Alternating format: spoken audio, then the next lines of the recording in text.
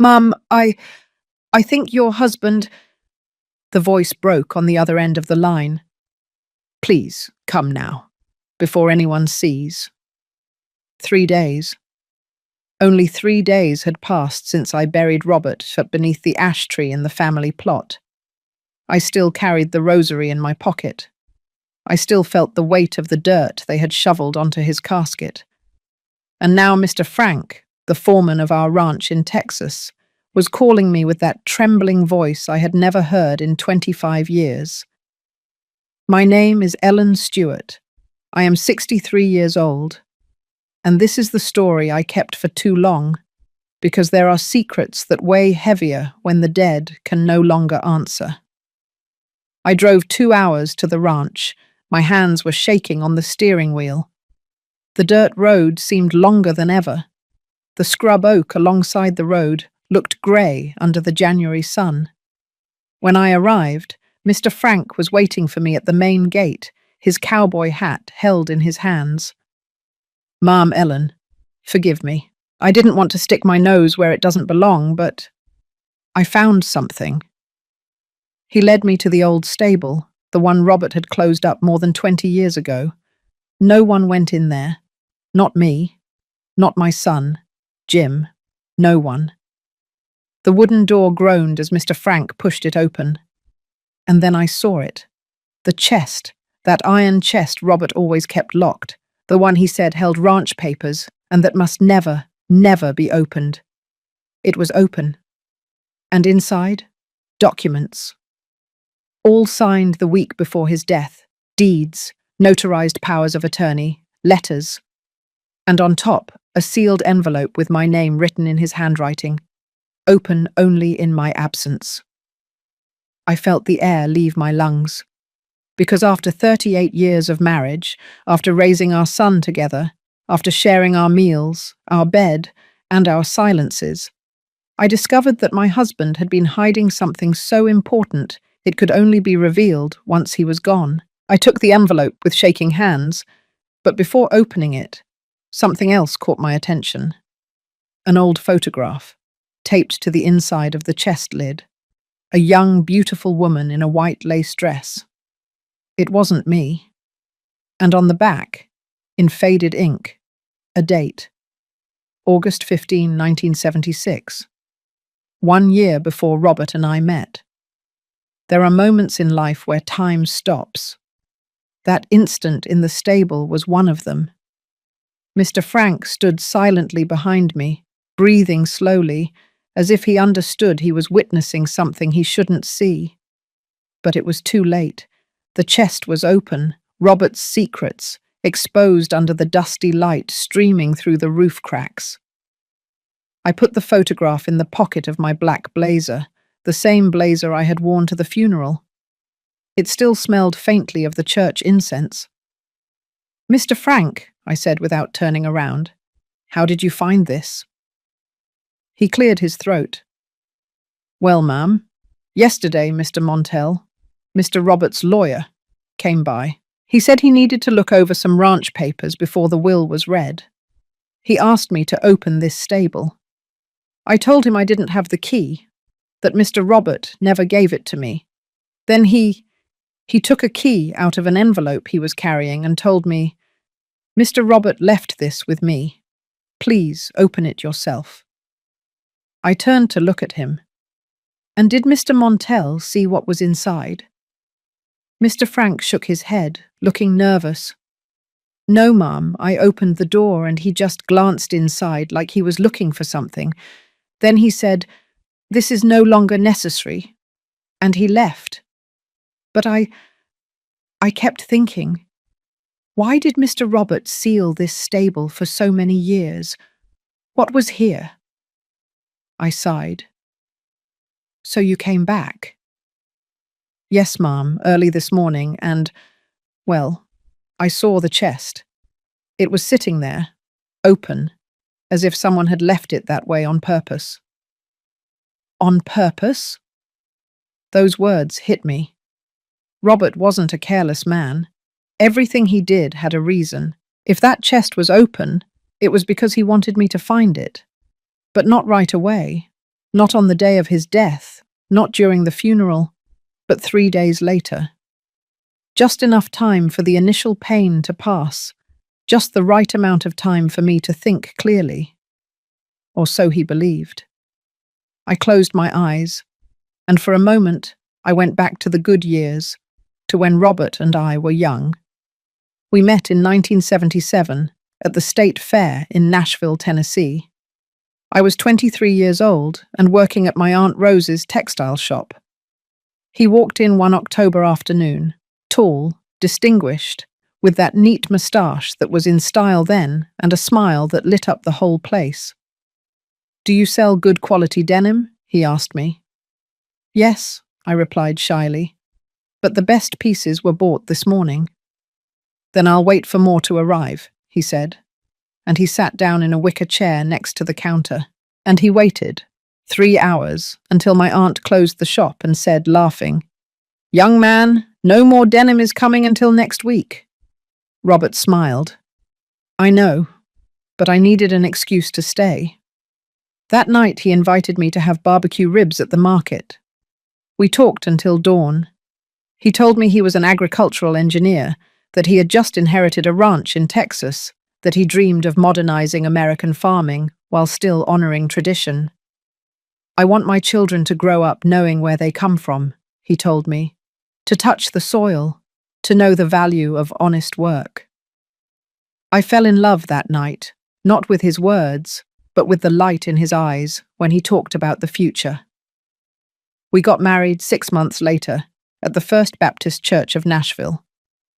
My dress was simple, white cotton with lace from a local seamstress. Robert cried when he saw me walking toward the altar. "You are the most beautiful woman I have ever seen in my life," he whispered as Pastor Anselm blessed us, and I believed him.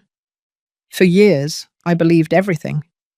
We moved to the ranch in Texas, a beautiful property, surrounded by rolling hills, with fields of corn and an apple orchard that produced huge sweet fruit every fall. The main house was made of clapboard and brick, with a central patio full of purple wisteria. There was a stone fountain in the center, and in the afternoons I would sit there and knit while listening to the birds sing. Robert worked from sunup. He supervised the planting, fixed the fences, talked to the hands. He was a fair boss, respected, well-liked, and at night he came home tired but happy. We always ate dinner together, chicken noodle soup, baked potatoes, pot roast when there was a celebration. Afterward, we sat on the porch and watched the stars, holding hands, in silence. We didn't need words, or so I thought. 2 years after we married, Jim was born, a beautiful boy, with big eyes and an easy laugh. Robert carried him in his arms and walked him all over the ranch, teaching him the names of the trees, the cycle of the harvests, the sound of the wind before the rain. "This boy is going to be a good man," Robert would say proudly. "He's going to take care of this land when I'm gone." They were happy, quiet years, full of coffee in the mornings, fresh biscuits, Jim's laughter running through the rows, orange sunsets. But now, standing in front of that open chest, with the photograph of an unknown woman in my pocket, I realized something awful. Maybe that happiness was never complete. Maybe Robert was always hiding something, and I, too busy loving him, never stopped to ask. "Ma'am Ellen?" Mr. Frank's voice pulled me out of my thoughts. "Do you want me to leave, or do you need help with something?" I looked at him. He was an elderly man, nearly 70, who had worked on the ranch since before I arrived. He knew Robert better than anyone. "Mr. Frank," I asked slowly, "did you know Robert kept this chest here?" He lowered his gaze. "Yes, ma'am." My heart skipped a beat. "And you never told me anything?" "Mr. Robert asked me not to. He told me, 'Frank, this is something I need to resolve myself. I don't want Ellen to worry.' And I obeyed. I thought it was something about the ranch, Old papers, maybe debts. And the photograph? I insisted. Did you see it? Mr. Frank swallowed. No, ma'am. I never opened the chest. I swear that on my mother's grave. I believed him, because Mr. Frank was one of those men who don't lie, who keep secrets because they are asked to, but never out of malice. All right, I said, calmer. You can go. And please, don't tell anyone what you saw here. Not a word, ma'am. Not one. He left slowly, closing the door carefully.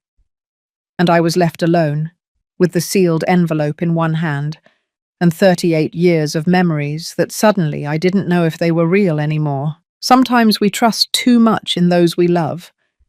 We believe we know everything, that there are no secrets. But life always finds ways to show us that we never fully know anyone. Have you also been disappointed by someone you loved? Someone you thought you knew who turned out to be a stranger? Tell me your story in the comments. I want to read it. Because sometimes sharing the pain makes it lighter. I stayed alone in that stable for almost an hour. I couldn't move. I couldn't think clearly. The sealed envelope was still in my hand, intact. I didn't have the courage to open it yet, because a part of me knew that as soon as I broke that seal, my life would change forever. There are truths that cannot be unlearned. Once you know them, there is no turning back. I sat down on an old wooden bench propped against the wall. Dust rose when I settled in. It smelled of old hay, of time standing still. I took the photograph out of my blazer pocket and looked at it more closely. The woman was young, 20-something maybe. She had long, dark hair, gathered in an elegant updo with white flowers. The dress was fine lace, with long sleeves and a modest neckline. On her left hand, a ring glittered, an engagement ring. She looked happy, radiant, like a woman on the most important day of her life. I flipped the photograph over. The date was written in blue ink, in perfect handwriting, August 15, 1976, and underneath, barely visible, almost erased by time, there was something else, an initial M. Just that, a letter, a mystery. I took a deep breath, and finally I dared to open the envelope. My hands trembled so much I almost ripped the paper. Inside were several carefully folded sheets, Robert's handwriting, that slanted, firm hand that I knew so well. The letter was dated 1 week before his death. I began to read. Ellen, if you are reading this, it means I am no longer with you. It means my time ran out before I could tell you the truth in person. Forgive me. For 38 years, I was your husband, Jim's father, the man who promised to love and protect you until my last day. And I did, Ellen. I loved you with everything I had. But I was never completely honest with you. There is something I kept hidden from before I even met you. Something I couldn't tell you without destroying everything we built together. In 1976, I was engaged to a woman named Madeline. We were going to get married on August 15 of that year. Everything was ready. The church, the guests, her dress, our future. But 2 weeks before the wedding, Madeline disappeared. There was no goodbye. There was no explanation. Just a brief note she left at my house, telling me she couldn't marry me, that she had made a mistake, that I should forgive her. I never heard from her again. It crushed me, Ellen. I spent months trying to understand what I had done wrong, why she left me, if there was another man, if it was my fault. And then I met you, and everything changed. With you, I learned to believe in love, in family, in the future again. I thought Madeline had just been a mistake of the past, a closed chapter. But 6 months ago, I received a letter from her. She is sick, Ellen, very sick. And she sought me out because there is something she never told me, something that changes everything. The first page ended there. My hands were shaking so hard I almost dropped the paper. I felt like I couldn't get air into my lungs. Robert. He was engaged before me. That, in itself, wasn't terrible. Many men have relationships before getting married.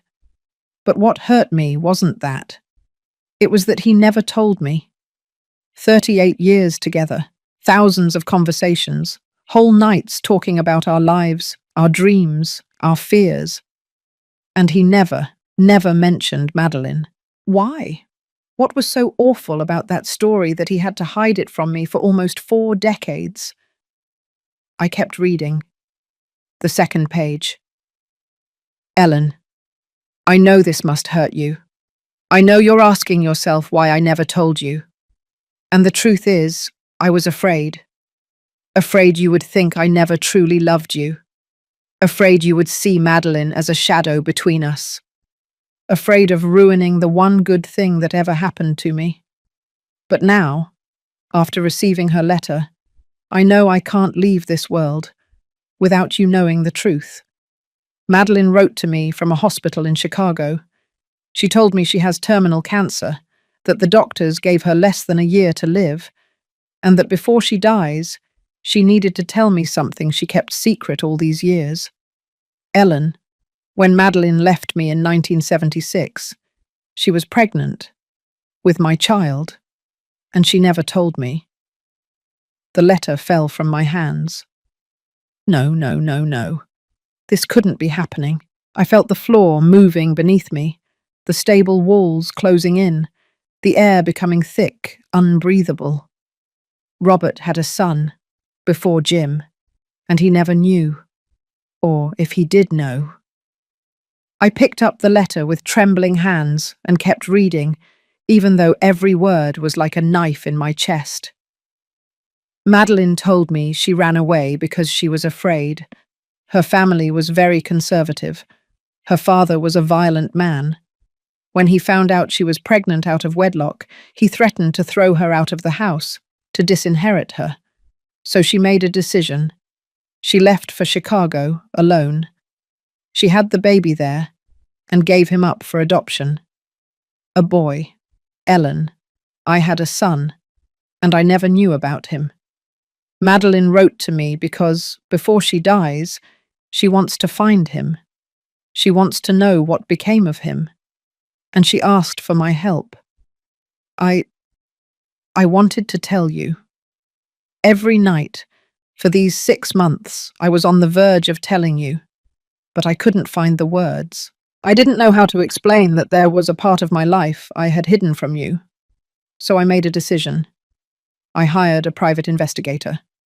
I asked him to look for that boy, who must be a man of almost 48 years now. And he found him, Ellen. He found him. But when I was about to tell you everything, the doctors told me my heart was failing, that I didn't have much time left. And I knew I wouldn't have the chance to explain this to you face to face. That's why I left this letter. Because I need you to know the truth. And because I need you to make a decision for me. The name of that man is in the documents you will find in the chest. His address, his history, everything the investigator could gather. Ellen, I know this is a lot. I know you may hate me for hiding this from you. And I understand. But I ask you for everything we shared together, for everything we loved, that you look for him, that you tell him who his father was, that you give him what I could never give him, the truth. Yours always, Robert. I let the letter drop to the floor, and for the first time since I buried my husband, I cried. I cried like I hadn't cried at the funeral, like I hadn't cried when they closed the casket, like I hadn't cried when they lowered his body into the ground. I cried because the man I thought I knew for 38 years had just become a stranger. I cried because the life I thought we had built together was founded on a silence. And I cried because suddenly I realized something worse. If Robert had a son before Jim, that meant Jim had a brother he never knew, a brother who maybe didn't even know Robert existed. I wiped my tears with the sleeve of my blazer and took a deep breath. I looked at the open chest. Inside, besides the letter, there was a manila folder with a name written on the cover. Private Investigation, Case R. Stewart. I took it out. I opened it, and there, on the first page, was the photograph of a man about 47 years old, dark hair with some grey, deep-set eyes, a shy smile. He looked like Robert. My God. He looked so much like Robert it was impossible to deny it. Below the photo, his name, Henry Miller, place of residence, Chicago, Illinois.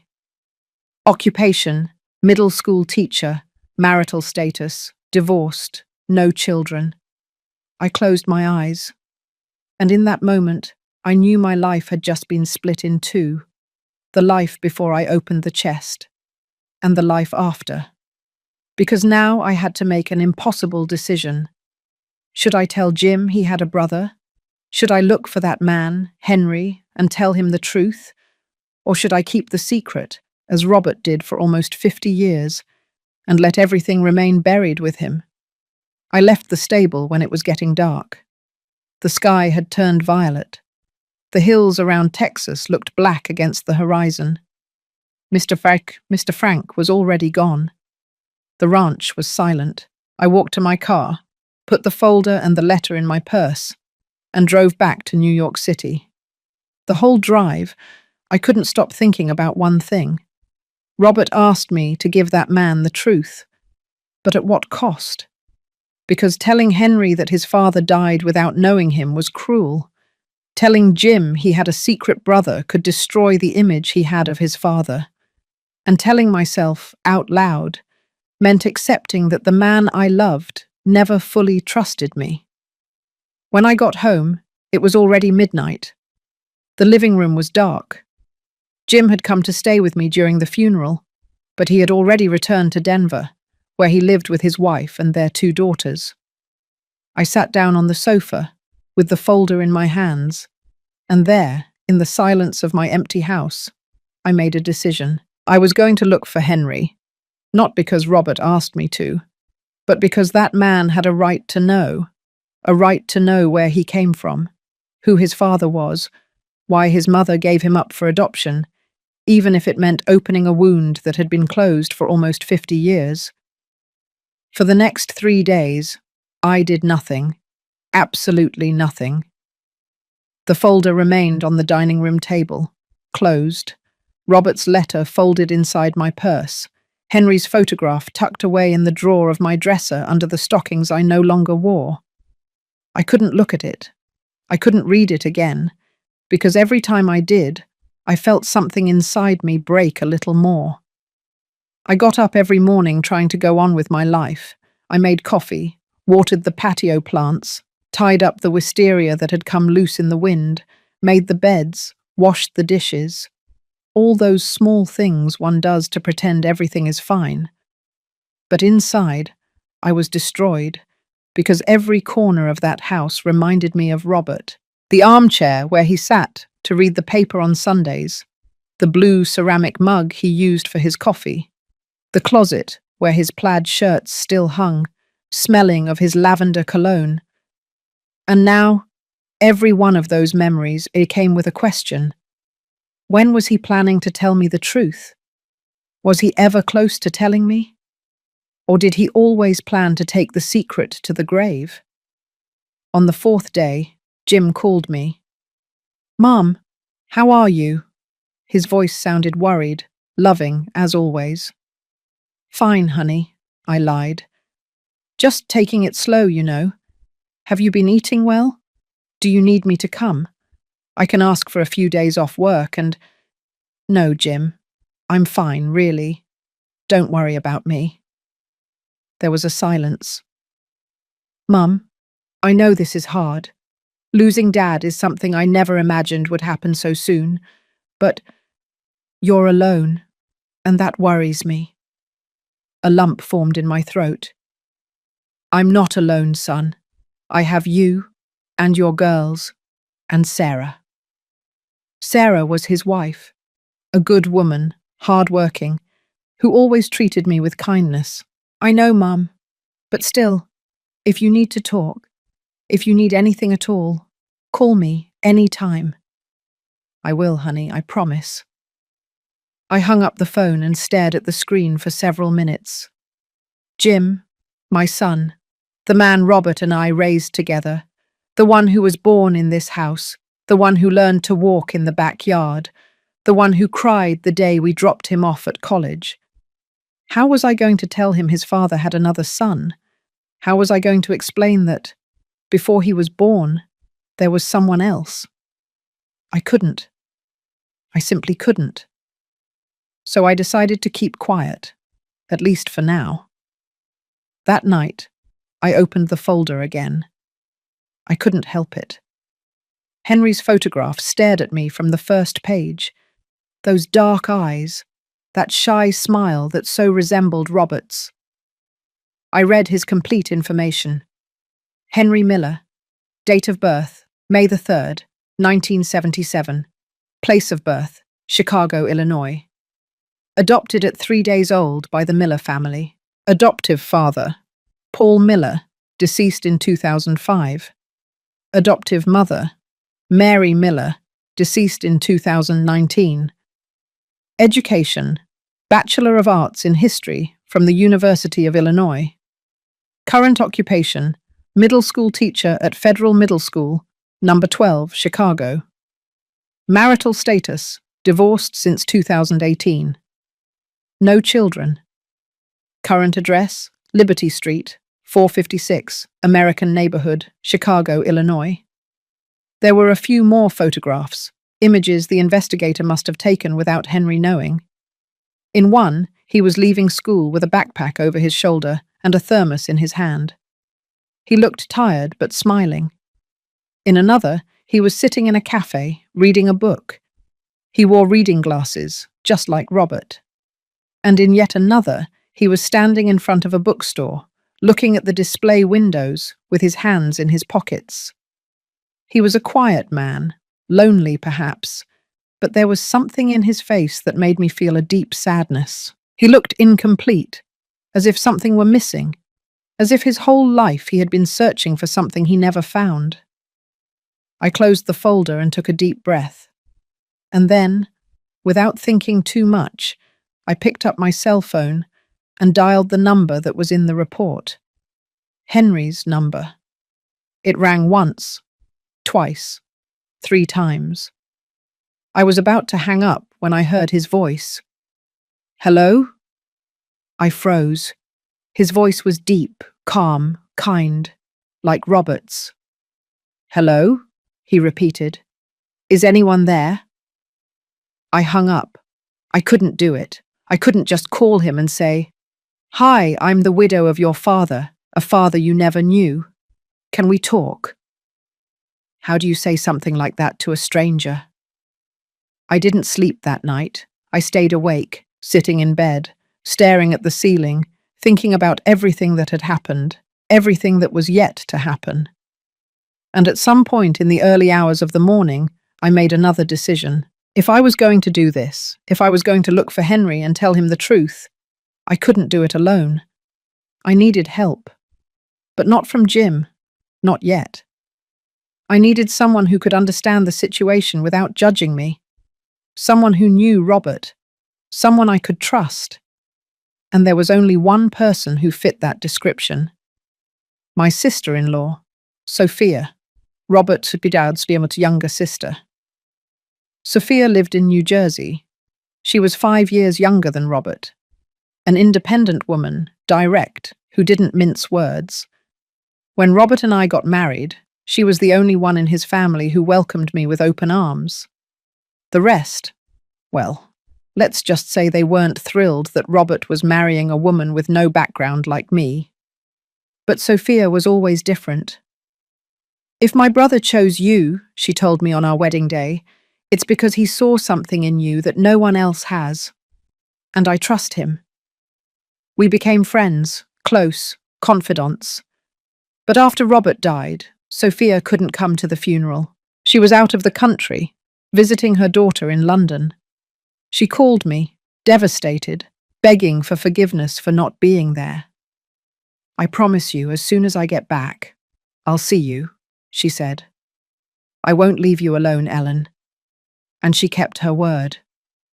3 days after I opened the chest, Sophia knocked on my door. I saw her through the peephole and felt enormous relief. I opened the door, and before I could say anything, she hugged me. "Ellen, my Ellen," I cried in her arms like I hadn't cried since I read Robert's letter. We stood there, in the doorway, embracing, crying together. When we finally separated, Sophia looked me in the eyes. "You're too thin," she said worriedly. "Have you been eating properly?" "More or less." "That means no. Come on, let's make some coffee, and you're going to tell me everything."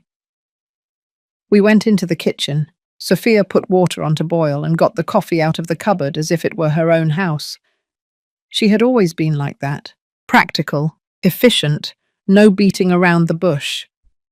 We sat down at the dining room table, and I didn't know where to start. "Sophia," I said slowly, "there's something I need to tell you, something I found out a few days ago." She looked at me with that direct gaze she had, that look that didn't allow for lies. "Something about Robert?" I nodded. "Something bad?" I nodded again. Sophia sighed and took my hand. "Tell me." I told her everything, from Mr. Frank's call to the open chest, from Madeline's photograph to Robert's letter, from the secret pregnancy to Henry's existence. Everything. Sophia didn't say a single word while I spoke. She just listened, her eyes fixed on me, never letting go of my hand. When I finished, she was silent for several minutes. Then finally she spoke. "That idiot." I looked at her, surprised. "What?" "That idiot brother of mine," she repeated, her voice trembling with rage. "How could he do this to you? How could he keep something like that secret for so long?" "Sophia, no, Ellen, don't defend him. I loved my brother. I loved him with all my heart. But this is unforgivable." She got up from the table and started pacing the kitchen, her hands on her head. "Robert was always like that," she said, more to herself than to me. "Always keeping things to himself. Always believing he could solve everything alone. Always thinking he was protecting others with his silence." She turned to face me. "But he didn't protect you, Ellen. He left you with this. He left you with a bomb in your hands. And now you're the one who has to decide what to do." She was right. And the worst part is, I already knew it. As I tell this story, I wonder where you are listening. Maybe at your house, maybe at work, maybe in your car, on the way somewhere. Write the name of your city in the comments. I want to know where you are joining me on this journey, because sometimes knowing we're not alone makes everything a little easier. Sophia sat down opposite me again. "Ellen," she said, "so what are you going to do?" "I don't know," I admitted. "Part of me wants to look for Henry, tell him the truth, give him what Robert took away, knowing who his father was. And the other part—" I lowered my gaze. "The other part is afraid. Afraid Jim will hate me for hiding this. Afraid Henry won't want anything to do with us. Afraid of all of this destroying what little I have left of Robert." Sophia sighed. "Ellen, listen to me closely. Robert made a mistake. A huge mistake. But you don't have to carry that burden. You don't have to fix what he left broken." "But he asked me to." "He had no right to ask you." Those words hit me, because she was right. Robert had no right to leave me with this responsibility. He had no right to ask me to look for that man, to tell him the truth, to fix his past. But what if I didn't? What if I let Henry continue living without knowing? Would that make me any better than Robert? I don't know what to do, Sophia, I whispered, tears in my eyes. I truly don't know. She hugged me. It's okay not to know, Ellen. It's okay to feel lost. But there is one thing I do know. What? Whatever you decide, I'll be with you. You won't go through this alone. And in that moment, I realized something. Maybe Robert left me with this burden, but I didn't have to carry it alone. I had Sophia. I had Jim. I had my own strength. And even though I didn't know what I was going to do, I knew that eventually I would make a decision, and I would live with the consequences, as I always had. Sophia stayed with me that night. She made vegetable soup. She forced me to eat even though I wasn't hungry. And afterward, we sat in the living room watching an old black and white movie that neither of us was really watching. We just needed company. Shared silence. Someone who understood that sometimes words are unnecessary. Before going to sleep, Sophia took my hands. Ellen, promise me something. What? That you won't make any major decisions this week. Give your heart time. Breathe. Think. And when you're ready, I'll be here. I nodded. I promise. But that night, when Sophia was asleep in the guest room, I was still awake, staring at the ceiling, thinking.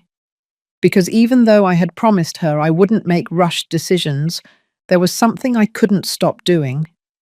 I needed to know more about Madeline, more about what happened in 1976, more about that son she gave up for adoption who was now a middle school teacher in Chicago. I needed to understand. The next morning, while Sophia was making coffee, I told her I needed to go somewhere. Where? She asked, without looking at me. To Chicago. Sophia dropped the mug she was washing and turned around slowly. Ellen, you just promised me you wouldn't do anything rushed. And I'm not, I replied calmly. I'm not going to look for Henry. Not yet. I need to see. I need to know what he's like, where he lives, what his life is like. That's called spying. It's called protecting myself, I corrected. Because if I'm going to make the decision to approach him, I need to know who I'm dealing with. I can't just show up in his life knowing nothing. Sophia looked at me for a long time. Then she sighed. All right, but you're not going alone. No, Ellen, you're not going alone. If you're going to do this, I'm coming with you. And I won't take no for an answer. I looked at her, and I saw in her eyes the same determination Robert had when he made a decision. All right, I conceded. Let's go together. 3 days later, Sophia and I were on a train heading to Chicago. We decided not to fly. We didn't want to leave a trail. We didn't want anyone to know where we were going or why. The trip lasted almost 7 hours. 7 hours of tracks, of slowly changing landscapes, of small towns passing by the window like blurry memories. Sophia tried to distract me with conversation. She told me about her daughter in London, her grandchildren, her plans to remodel her house in New Jersey. But I barely listened. Because every mile that brought us closer to Chicago also brought me closer to a truth I didn't know if I wanted to face. We arrived at noon. We checked into a small hotel downtown. Nothing fancy, just a discreet place to spend the night. After leaving our suitcases, Sophia took out the folder I had brought. All right, she said, reading the address. Liberty Street, 456, American Neighborhood. What do you want to do? Go straight there? No, I replied. First, I want to see the school where he works. I want to... See him from a distance. Sophia nodded. All right, let's go. We took a taxi to Federal Middle School number 12. It was a large two-story building, painted yellow and white. There were kids leaving the classrooms, running down the hallways, laughing, shouting. The normal hustle of a school. We stood on the opposite side of the street, in the shadow of a maple tree. What time did you say he gets out? Sophia asked. The report says he usually leaves at 2 o'clock in the afternoon. It was 1:40. We wait.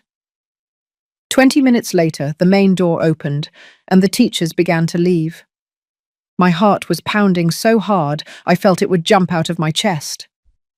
And then I saw him.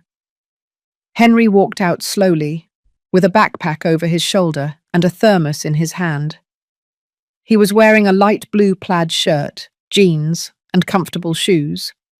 He wore glasses, his hair a little messy from the wind. He looked tired, but also calm. He stopped on the sidewalk, took his cell phone out of his pocket, and checked something.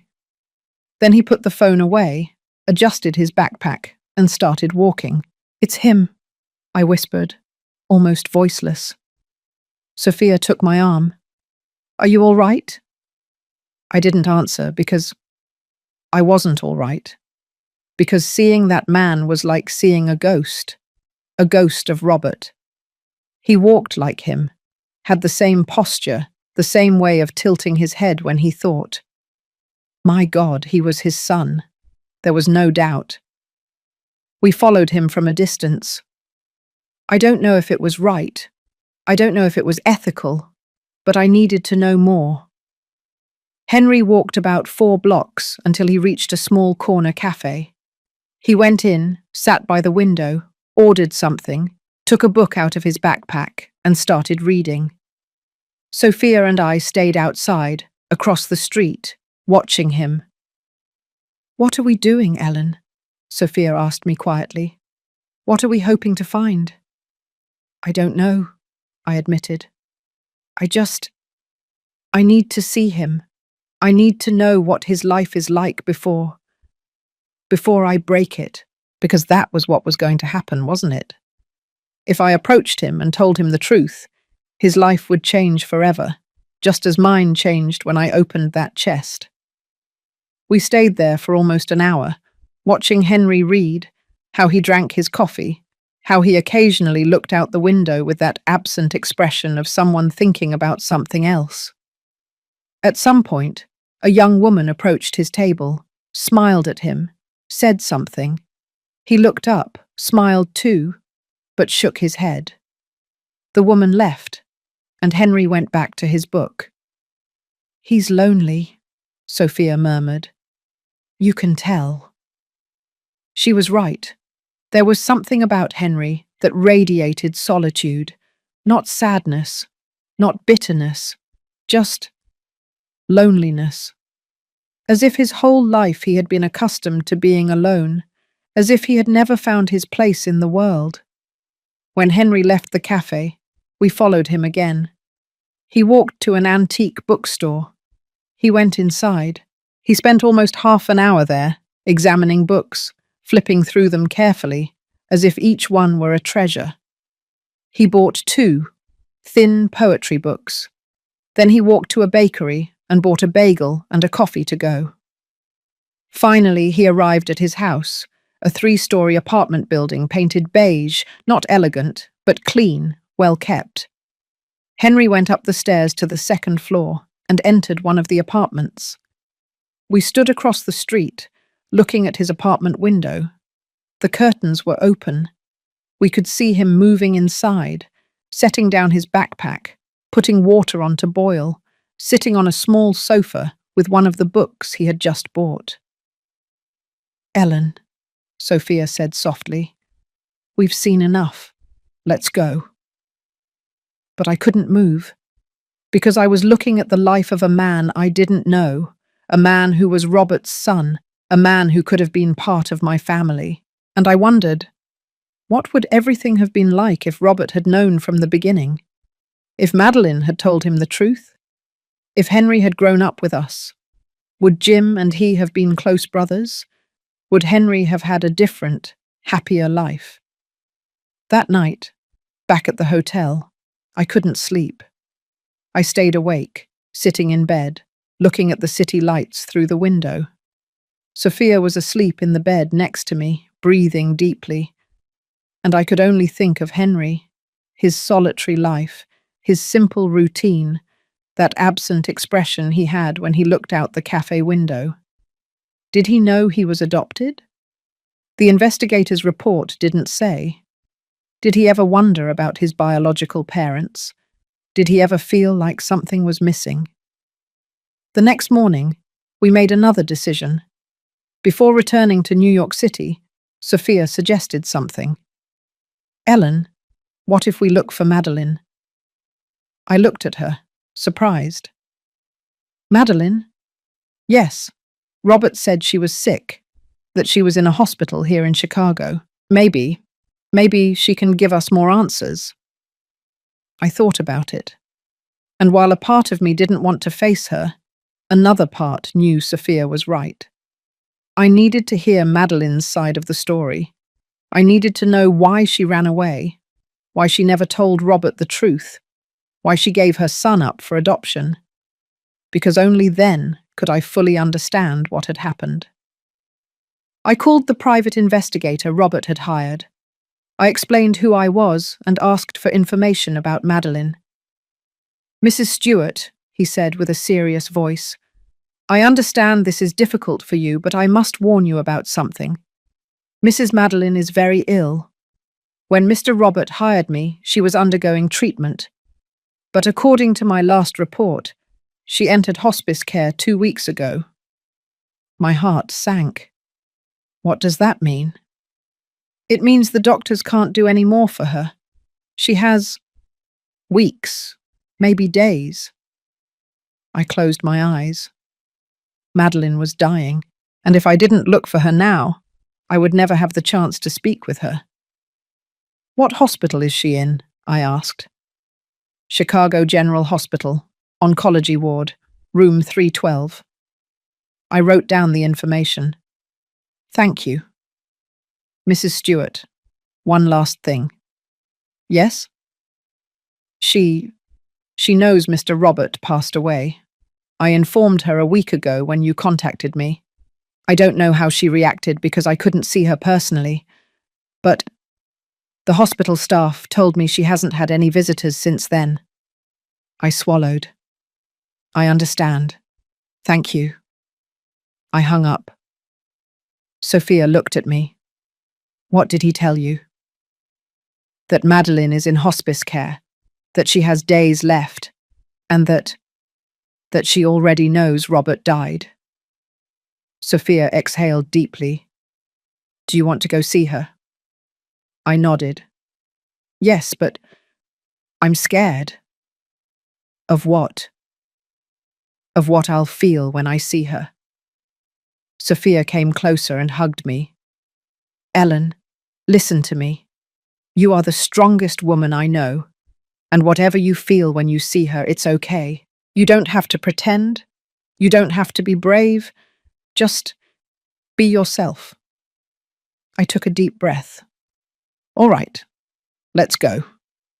An hour later, we were standing in front of the Chicago General Hospital, a huge white building with windows reflecting the afternoon sun. We went inside.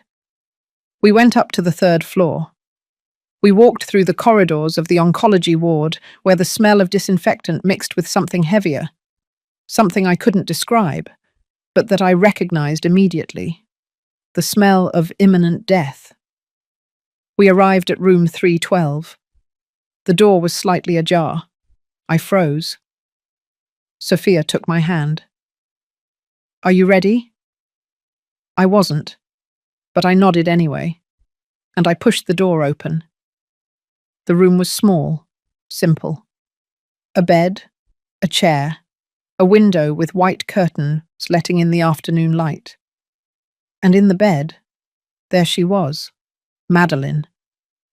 The woman from the photograph no longer existed, In her place was someone unrecognizable, thin, pale, with completely white and sparse hair, sunken eyes, hands like dry branches on the sheets. But when she saw me come in, her eyes opened, and in them I saw something I didn't expect. Recognition. "You," she whispered in a weak, almost inaudible voice. "You are Ellen." I froze. "How did you know?" "Robert showed me. A photograph of you," she said with effort. "Months ago, when he came to see me." The world stopped. "Robert came to see you?" She nodded slowly. "Yes, before he died. He looked for me. He asked me about our son." I felt my legs shaking. "And?" Madeline closed her eyes, and I told him everything. I slowly sat down in the chair next to the bed. My legs couldn't support me anymore. Sophia stood silently behind me, a hand on my shoulder, present. Madeline opened her eyes again. She looked at me with that vacant gaze of someone who has already made peace with death. "I didn't think you would come," she said, her voice strained. "I thought you would hate me." "I don't know you well enough to hate you," I replied, surprised at how calm my voice sounded. "But I need to know the truth, the whole truth." She nodded slowly. "I know, and I'm going to give it to you because I don't have time left to keep secrets." She inhaled with difficulty. Each breath seemed to cost her an enormous effort. "Do you want some water?" I asked her. "No, just listen to me, before it's too late." Madeline began to speak, and I could only listen. "I met Robert in 1975, she said. "I was 22 years old. He was 25. A mutual friend introduced us at a party in Nashville. Robert had just finished college. I was finishing mine, teaching certification." She paused. "We fell in love fast. Too fast, maybe, but it was something beautiful, something real.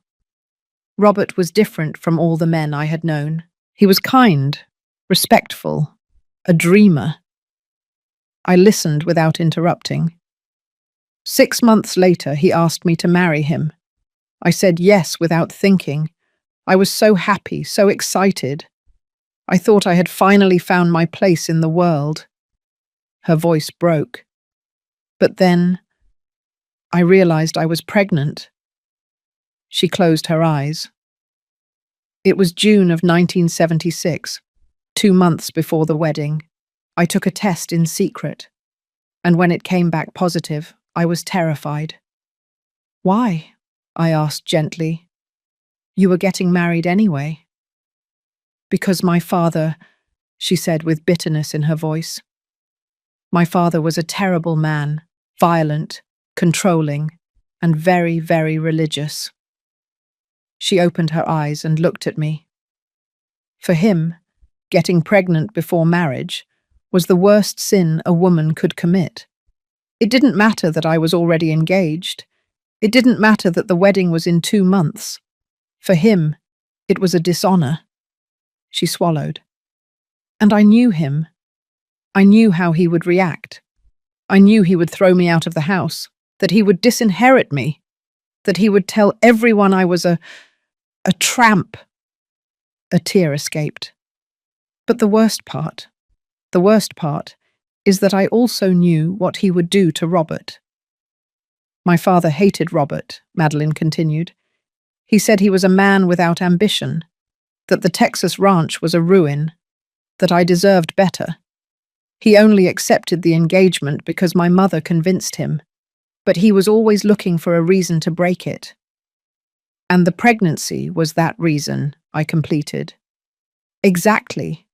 If my father found out, he wouldn't just throw me out. He would also destroy Robert. He would use his contacts to ruin him. to make sure he could never get back on his feet. She took a long pause. So, I made a decision, a terrible decision. I wrote Robert a letter, she said, her voice trembling. I told him I couldn't marry him, that I had made a mistake, that I didn't love him enough. But that was a lie, I whispered. Yes, it was a lie.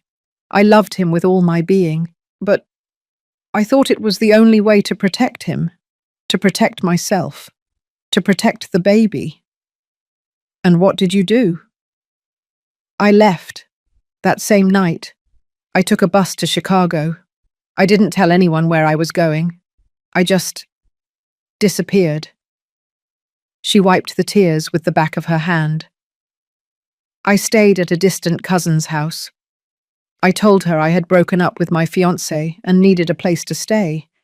She didn't ask questions. She let me stay. And I spent those months in hiding, waiting. Henry was born on May 3rd, 1977, she continued, in a public hospital. I was alone during the entire delivery.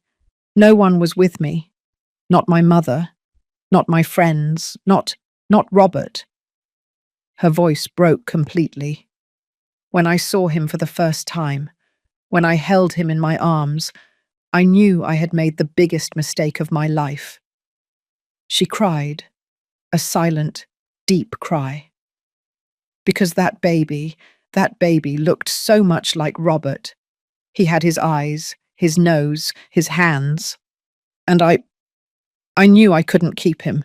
Why not? Sophia asked from behind, her voice trembling.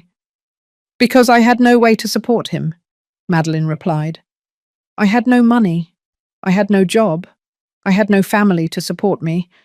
And I knew that if I went back home with a baby, my father would make my life impossible. And the child's, too. She closed her eyes. So 3 days after he was born, I gave him up for adoption. The silence in that room was deafening. Madeline was still crying. I didn't know what to feel. Anger, compassion, sadness, everything at once. And then I asked slowly, what happened next? Afterward, I tried to rebuild my life. I got a job as a teacher at an elementary school. I got married. I got divorced. I got married again. I had another son, but I lost him during the pregnancy. She paused. And every day for 47 years, I thought about Henry, where he might be, if he was okay, if he hated me for abandoning him. Did you never try to look for him? Sophia asked. No, Madeline admitted, because I was afraid he would reject me, afraid of opening that wound, afraid of facing what I had done. She turned to me. Until I was diagnosed with cancer, 2 years ago, and I knew my time was running out. That's when I looked for Robert, she said. I didn't know if he was still alive. I didn't know if he had married. I didn't know anything. But I needed to find him. I needed to tell him the truth before I died. And how did you find him? Through the internet. I searched for his name. And there he was, Robert Stewart, owner of the ranch in Texas, married to Ellen Stewart, one son, Jim. She looked at me with something close to guilt. When I saw your photograph, when I saw that Robert had built a beautiful life, I felt relieved. But I also felt destroyed, because I realized he had been happy, without me. And that I had wasted my life keeping a secret that no longer mattered. I wrote him a letter, she continued. I told him everything, the pregnancy, Henry, the adoption, and I asked for his forgiveness. I didn't expect him to answer, but he did. My heart was pounding so hard I felt it would explode. What did he tell you? That he wanted to see me. That he needed to know more. That he wanted to find our son. She wiped her tears. He came here, to Chicago, 7 months ago. It was the first time I had seen him in more than 40 years. And how was that meeting? Madeline smiled sadly.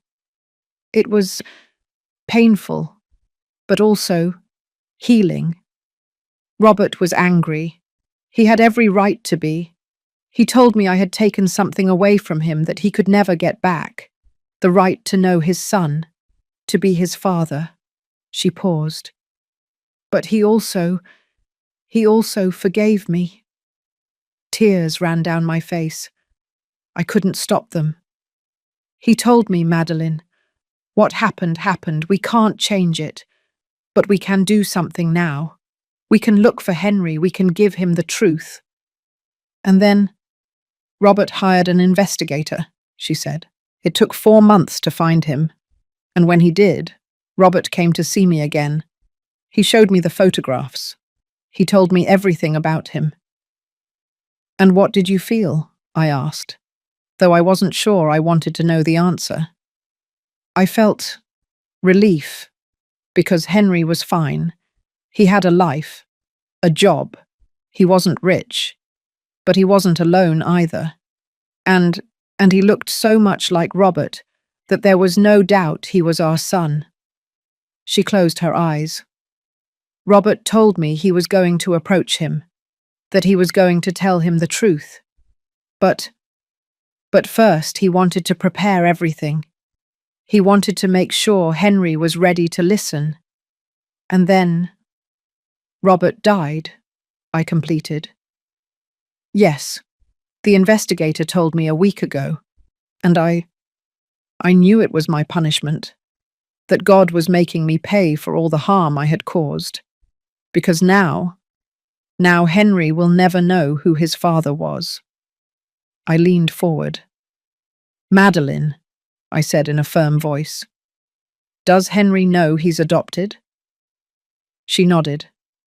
Yes, his adoptive parents told him when he was 15 years old.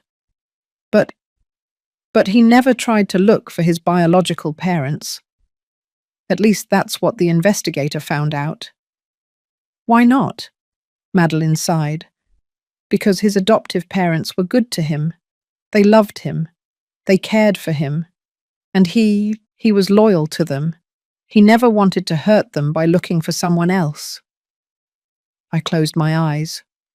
Henry hadn't looked for the truth because he didn't want to hurt the people who raised him. Just like I didn't want to hurt Jim by telling him about this secret brother. We were the same, prisoners of our own sense of loyalty. Ellen, Madeline said, her voice weak, I know I have no right to ask you for anything. I know I hurt you, that I hurt Robert, that I hurt Henry, everyone. She paused. But I'm going to ask you for something anyway. What? Look for him. Tell him the truth. Tell him Robert wanted to know him. That I'm sorry. That I never stopped thinking about him. She looked at me with those sunken eyes, full of pleading. Give him what I never gave him. A family, a history, a place where he comes from. I couldn't answer, because I didn't know if I could promise her that. I didn't know if I had the strength. But before I could say anything, Madeline spoke again. Ellen, there's something else you need to know. My heart stopped. What? She took a deep, difficult breath. Robert left something for Henry, something that is in the chest. I already know. The documents, the photographs, the letter. No, Madeline said, shaking her head. There's something else. Something Robert didn't put in the letter he left you. What is it? Madeline closed her eyes. An inheritance. Robert changed his will 2 weeks before he died. He left a portion of the ranch in Henry's name. The world stopped. What?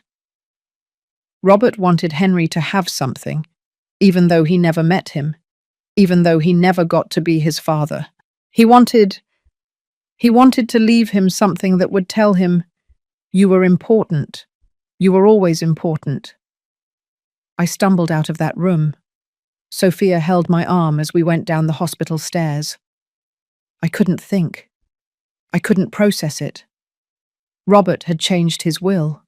He had left part of the ranch to a son he never knew. And that meant that when the will was read, Jim would find out. Everything. I still wonder if Robert did the right thing, if he should have told me the truth before he died, if he should have left me this responsibility. And you? What would you have done in my place? Would you have told Henry the truth? Or would you have let everything stay buried? Let me know in the comments, because sometimes we need to hear what others would do to find our own way. That night, back at the hotel, Sophia and I didn't talk. We just sat on the bed, side by side, staring at the wall, processing, trying to understand. And finally, Sophia spoke. "Ellen, you have to tell Jim before the will is read." "I know. It's going to be difficult. I know. But it's the right thing to do." I closed my eyes. "I know. Because deep down, I always knew. I always knew I couldn't keep this secret, that eventually I would have to face it, and that when I did, everything would change. Forever." The trip back to New York City was the longest of my life. Sophia tried to sleep, but I knew she couldn't either. I heard her shifting in the seat next to me, sighing occasionally, looking for a comfortable position that never came. I just stared out the bus window, at the dark landscape, the lights of the small towns we passed, the stars shining in the moonless sky. And I thought about how I was going to tell Jim his father had another son. I thought about the exact words I would use. I thought about his face when he heard it. I thought about whether he would ever forgive me for hiding this from him, even if it was only for a few days. We arrived in New York City at 6 o'clock in the morning. The sky was just beginning to lighten. The streets were empty. The cold January air hit me when we got off the bus. Sophia hugged me before taking a taxi to New Jersey. "Call me after you talk to Jim," she said. "No matter what time it is, just call me." "I will." "Ellen, you are stronger than you think. Don't forget that." I nodded, even though I didn't feel strong. I felt broken. I got home when the sun was already rising. I left my suitcase at the entrance. I poured myself a glass of water. I sat down at the dining room table, and I took out my phone. I dialed Jim's number. It rang 3 times before he answered. "Mom?" His voice sounded sleepy. "Are you all right? It's 6:30 in the morning." "Jim?" My voice broke. "I need you to come home. Today. As soon as possible." "What happened? Are you sick?" "No, I'm not sick. But I need to talk to you. It's important." There was a silence. "Is it something about Dad?" I closed my eyes. "Yes." "I'm on my way. Give me 3 hours. I'll catch the first flight I can get." "Thank you, honey." "Mum, you're scaring me." "I know. Forgive me. But I'll see you in a bit, okay?" "Yes, I'll be there." He hung up. Those 3 hours were eternal. I took a shower. I put on clean clothes. I made coffee. I took out the muffins I had stored in the cupboard. Everything mechanically, like a robot, because if I thought too much about what I was going to do, I wouldn't be able to do it. Jim arrived at 10 o'clock in the morning. He came through the door with his carry-on bag, his hair messy, his shirt wrinkled. He looked tired, worried. "Mum," he said, hugging me tightly. "What's going on?" "Sit down, son. Please." We sat down in the living room, on the same sofa where we had sat so many times as a family, Robert, Jim, and me. Jim looked at me with those big eyes, full of concern, and I didn't know where to start. "Jim," I finally said, my voice trembling, "what I'm about to tell you is going to change everything you thought you knew about your father." He tensed up. "What did he do?" "He didn't do anything wrong," I clarified quickly. "At least, not intentionally, but he kept a secret. A very big secret. And now I have to tell you." "Mum, you're scaring me. Just tell me what it is." I took a deep breath. "Your father, before he met me, was engaged to another woman." Jim blinked. "So? Lots of people have relationships before they get married. I don't understand why—" "That woman," I continued, "got pregnant with your father's child." The silence that followed was like thunder. Jim froze. His face went from confusion to shock in a matter of seconds. "What?" "Your father had a son he never knew, because the mother ran away without telling him anything, and she gave the baby up for adoption." Jim stood up from the sofa. "No, no, no, no. This can't be true. Mum, are you telling me I have a brother?" "Yes." "And Dad knew?" "He found out 6 months ago when that child's mother, who is now a 47-year-old man, wrote him a letter telling him the truth."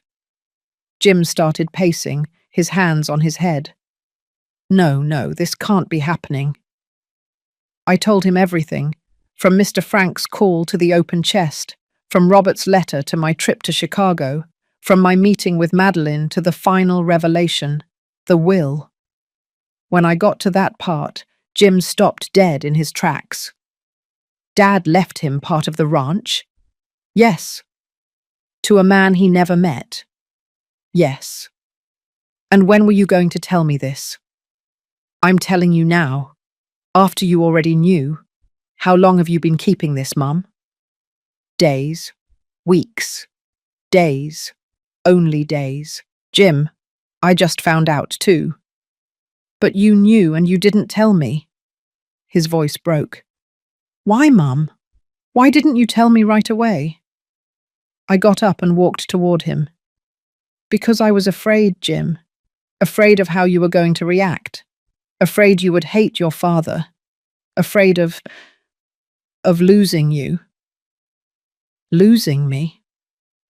Jim looked at me with tears in his eyes. "Mum, I would never leave you. But I feel like everything I believed in was a lie." "It wasn't a lie." "Yes, it was. Dad lied to us. To you, to me, to everyone. For 38 years he lived with a secret he never told us. And now it turns out I have a brother who doesn't even know I exist." He collapsed onto the sofa, his head in his hands. "What's his name?" Henry Miller." "And where is he?" "In Chicago. He's a middle school teacher." Jim looked up. "Did you meet him?" "No, I just saw him. From a distance." "And what's he like?" I hesitated. "He looks a lot like your father." Jim closed his eyes, and he wept. I had never seen him cry like that. Not when he fell off his bike and broke his arm at 8 years old. Not when his high school girlfriend left him. Not even at Robert's funeral. But now he cried like a child. I sat next to him and hugged him. "I'm sorry, honey. I'm so sorry." "It's not your fault, Mom," he said between sobs. But it hurts. It hurts to know that Dad kept this that he never trusted us enough to tell us. He wanted to protect us. No, he wanted to protect himself, because if he had told us, he would have had to face his past, and he preferred to hide it. We were silent for a long time. Jim dried his tears. He stood up, walked to the window, and looked outside. "When is the will being read?" he finally asked. "In 1 week. Mr. Montell called me yesterday. He said it's urgent because Henry is in the will." "Yes," Jim sighed. "Do you want me to meet Henry?" The question caught me by surprise. "I don't know, son. That's something you have to decide." "But Dad wanted us to meet him, right? That's why he left all of this. That's why he changed the will." "Yes, I think so." Jim turned to me.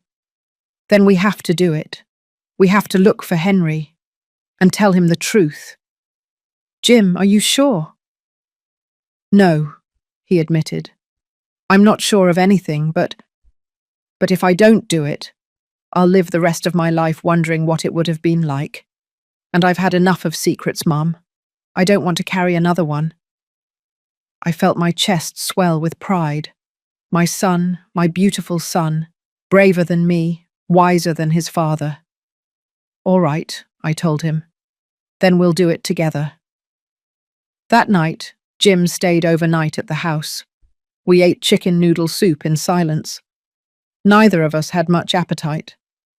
Afterward, we sat in the living room watching television without really seeing it. At some point, Jim spoke. "Mum, do you think Dad loved us?" The question broke my heart. "Yes, honey, with all his heart." "Then why did he hide this from us?" "Because human beings are complicated. Because sometimes we do things that don't make sense. Because we love and we hurt at the same time. And because your father wasn't perfect. But he was ours." Jim nodded slowly. "I miss him." "Me too." 2 days later, Jim and I were on a plane heading to Chicago. We had decided to go together, because this was something we had to do as a family, even if Henry didn't know it yet. We arrived in Chicago at noon. We rented a car and drove to Federal Middle School number 12. It was Friday, a school day. We parked across the street from the school, and we waited. At 2 o'clock in the afternoon, just as the report said, Henry walked out of the building. Jim saw him for the first time, and he froze. "My God," he whispered. He's like looking at Dad." "I know." "Is that my brother?" "Yes." Jim watched Henry walk down the sidewalk, with his backpack over his shoulder and his thermos in his hand. And then, without saying anything, he opened the car door. "Jim, what are you doing?" "I'm going to talk to him." "Now?" "Yes, now. Because if I don't do it now, I'll lose my nerve." I got out of the car behind him. We walked quickly, crossing the street. Henry was about 20 yards away. "Excuse me," Jim shouted. Henry stopped. He turned around. He looked at us with curiosity. We approached, and when we were in front of him, Jim took a deep breath. "Henry Miller?" Henry blinked. "Yes, do I know you?" Jim looked at me. I nodded, and he looked back at Henry. "My name is Jim Stewart, and I believe you're my brother." Henry's face changed, from curiosity to confusion, from confusion to disbelief. "What?" "Your biological father," I continued, my voice trembling, "was named Robert Stewart, and I was his wife. And this is his son, your brother." Henry looked at us as if we had lost our minds. I don't understand. What are you talking about?" "I know this is hard to believe," I said.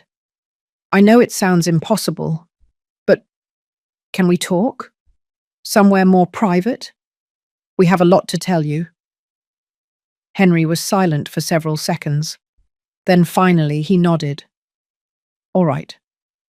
Let's go to the coffee shop on the corner. We sat at a table in the back. We ordered coffee, and we told him everything, from the beginning. Henry didn't say a single word while we spoke.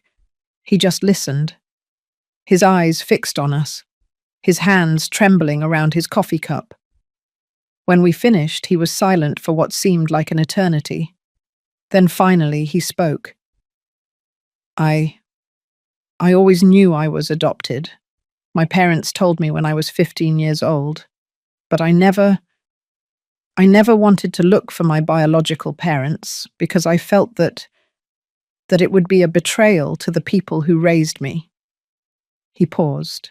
But now you're here, telling me that that my biological father died without knowing me, and that I have a brother, and that there's an inheritance. He looked at us. How am I supposed to feel? Jim spoke before I did. I don't know how you're supposed to feel, he said softly. But if it helps, I feel the same way. Confused, angry, sad, everything at once. Henry looked at him.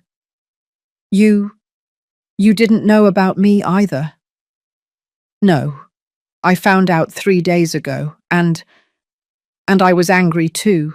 At my father, at my mom, at the world.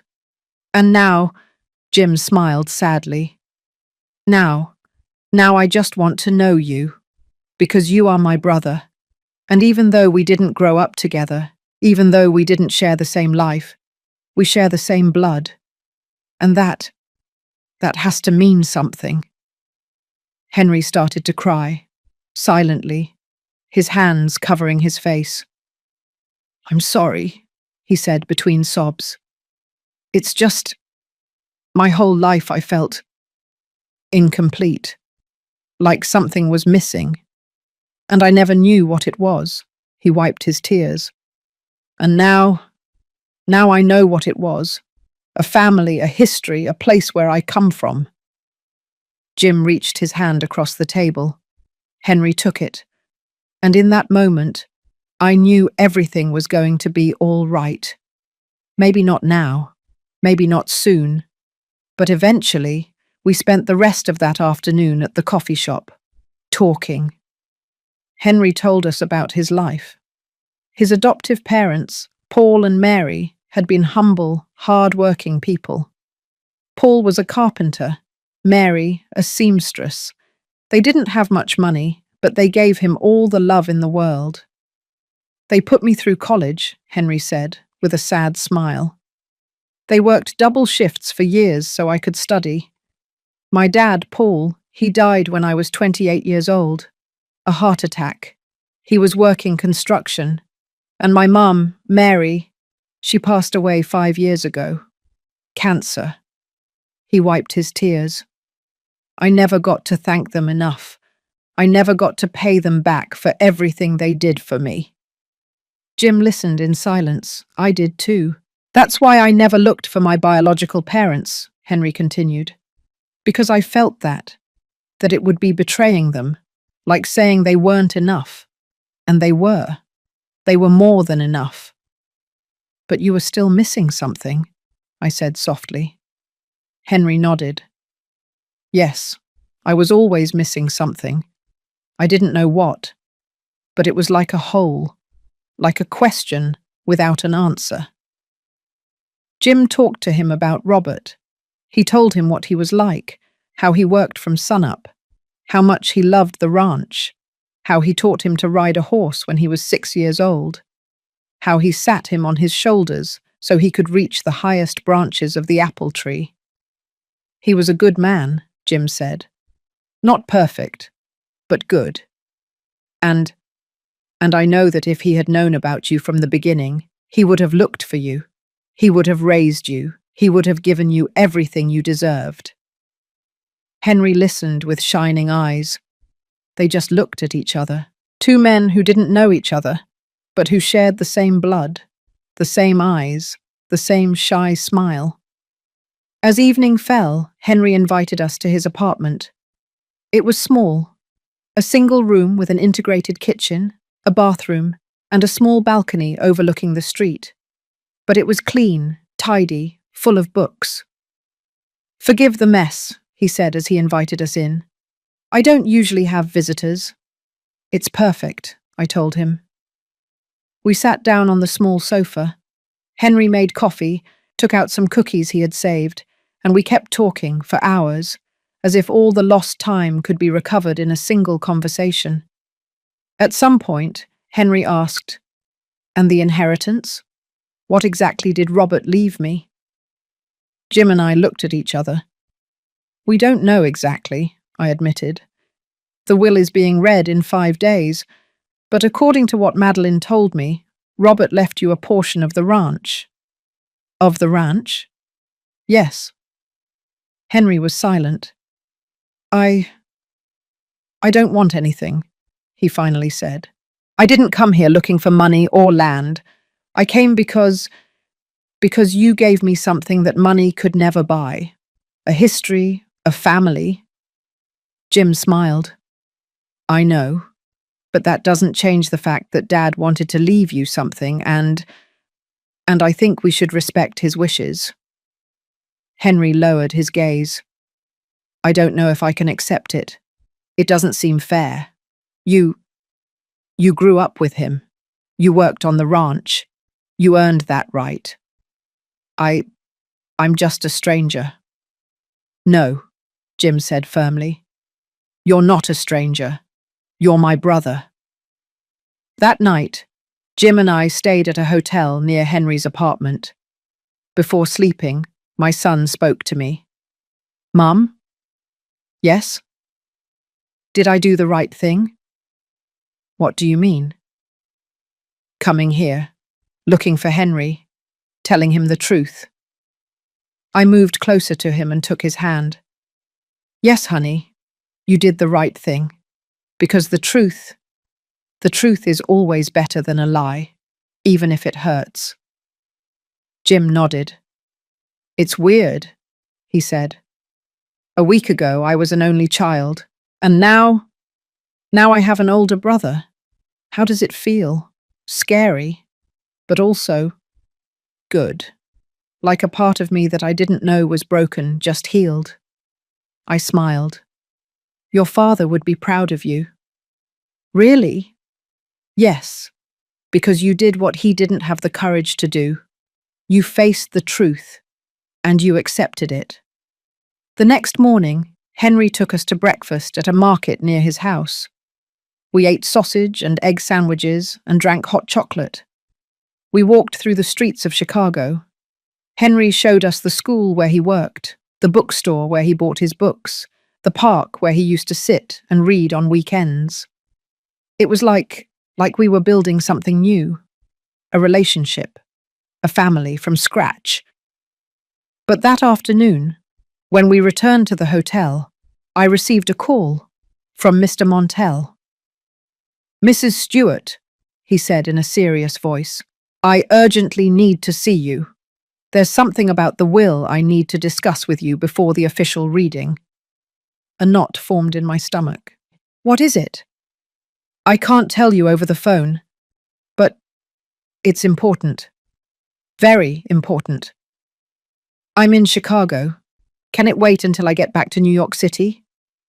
"No, Mom. It cannot wait. Could you come to my office here in Chicago? I have a branch downtown." I looked at Jim, who was watching me with concern. "All right. What time?" "Can you come now? I'll be waiting for you." "Yes, I'll be there." I asked Jim to stay with Henry. "I want you to spend time together," I told him. "Without me. Just the two of you." "Mum, are you sure?" "Yes, I'll be fine. I'm just going to hear what the lawyer has to say. I'll be back in a couple of hours." I took a taxi to Mr. Montell's office. It was a modern building downtown Chicago. I went up to the fourth floor. The receptionist ushered me in immediately.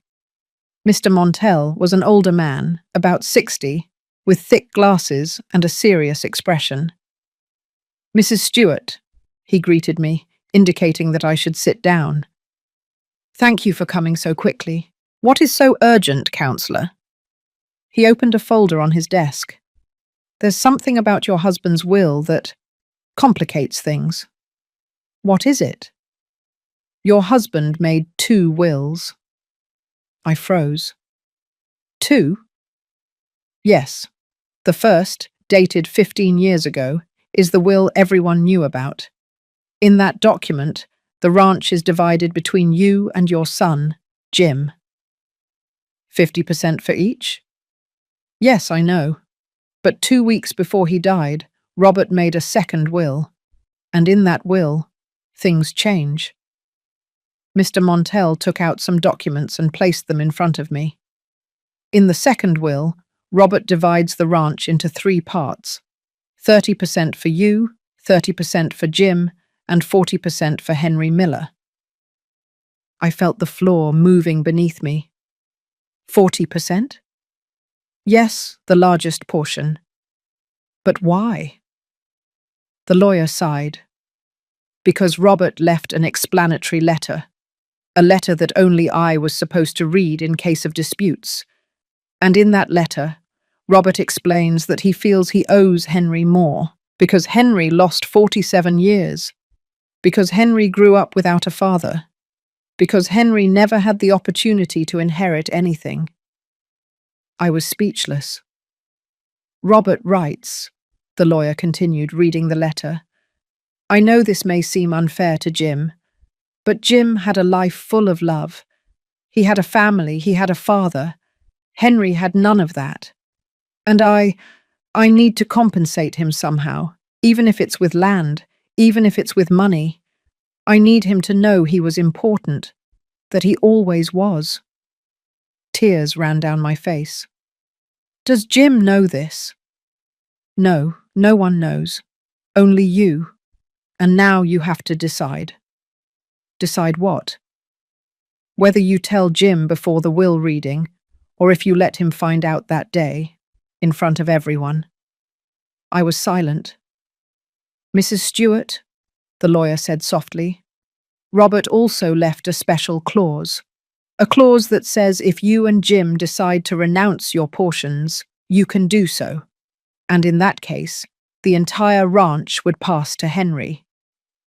"Robert wanted us to renounce it?" "No, he didn't want that. But he left that option, in case you felt it was the right thing to do." I stumbled out of that office. I took a taxi back to the hotel.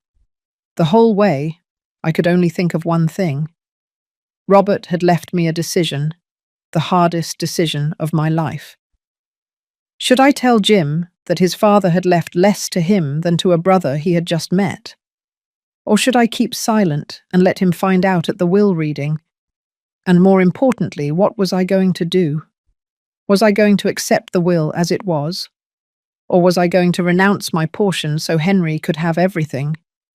When I arrived at the hotel, Jim and Henry were in the lobby laughing. They looked happy, comfortable, like brothers who had known each other all their lives. They saw me enter and their smiles faded. "Mom," Jim said, standing up. "Are you all right? You look pale." "I'm fine," I lied. "Just tired." "What did the lawyer tell you?" "Nothing important. Just details about the will reading." Jim looked at me distrustfully, but didn't insist. I couldn't sleep that night. I stayed awake, sitting in the hotel bed, looking at the city lights through the window. And I thought about Robert, all the decisions he made, all the secrets he kept, all the burdens he left me. And I wondered, how far does loyalty go? How far does love go? How far does sacrifice go? The next morning, I made a decision. I asked Jim to go out to breakfast with Henry. I need to make some calls, I told him. I'll see you in a bit. When they left, I called Sophia. Ellen, she answered immediately. How are things? Complicated. I told her everything. The second will, Robert's letter, the decision I had to make. Sophia was silent for a long time. Ellen, she finally said, what do you want to do? I don't know. Part of me wants to protect Jim, wants him to have what he deserves. But another part feels Robert was right, that Henry lost too much, and he deserves something. And what does your heart say? I closed my eyes. My heart says neither of them should have to lose, that there should be a way for everyone to win. Then find it. And that's when I knew what I had to do. I wasn't going to renounce my portion of the ranch, but I wasn't going to fight for it either. I was going to do something different, something Robert never imagined, something that maybe, just maybe, could heal all of this. That afternoon, I gathered Jim and Henry at the hotel. I need to talk to you, I told them, about the will. They sat across from me with worried expressions. I told them everything. The second will, the 3 portions, the 40% for Henry. Jim was silent. Henry, pale. No, Henry said immediately. No, I can't accept that. It's not fair. It's what Robert wanted, I said. But it's not what I want, Henry insisted. Jim is his son, the one he raised, the one he loved. I'm nobody. You're his son too, Jim said softly, but not in the same way. No, not in the same way, but you still are. Jim took a deep breath. Henry, he said, looking him in the eyes, if Dad wanted to leave you 40%, it's because he felt he owed it to you, and I'm going to respect that. Jim, no. Listen to me. I had everything. I had a father. I had a home. I had love. You didn't have any of that. And even though we're brothers now, even though we're together now, I can't give you back those 47 years. But I can give you this. Henry started to cry. I don't deserve this. Yes, you do. Because you're my brother. And why? Because it's the right thing to do. Then I spoke. I'm also going to respect the will, I said, but with one condition. Both looked at me. The ranch is not going to be divided. It's going to stay together. All 3 of us will be owners, but we're going to work it together, as a family. Henry, if you want, you can move to Texas. You can teach there. Or you can stay in Chicago and come on weekends. It doesn't matter. But the ranch is going to belong to all of us. And no one is going to sell it. Ever. Jim smiled. I like that idea. Henry looked at us with tears in his eyes. Would you really accept me like that? As part of the family? You already are part of the family, I said. You always were. It's just that now we know it. And in that moment, something changed. Something deep. Something I can't explain in words. Because I stopped carrying the weight of the decision. I stopped feeling like I had to fix what Robert had broken.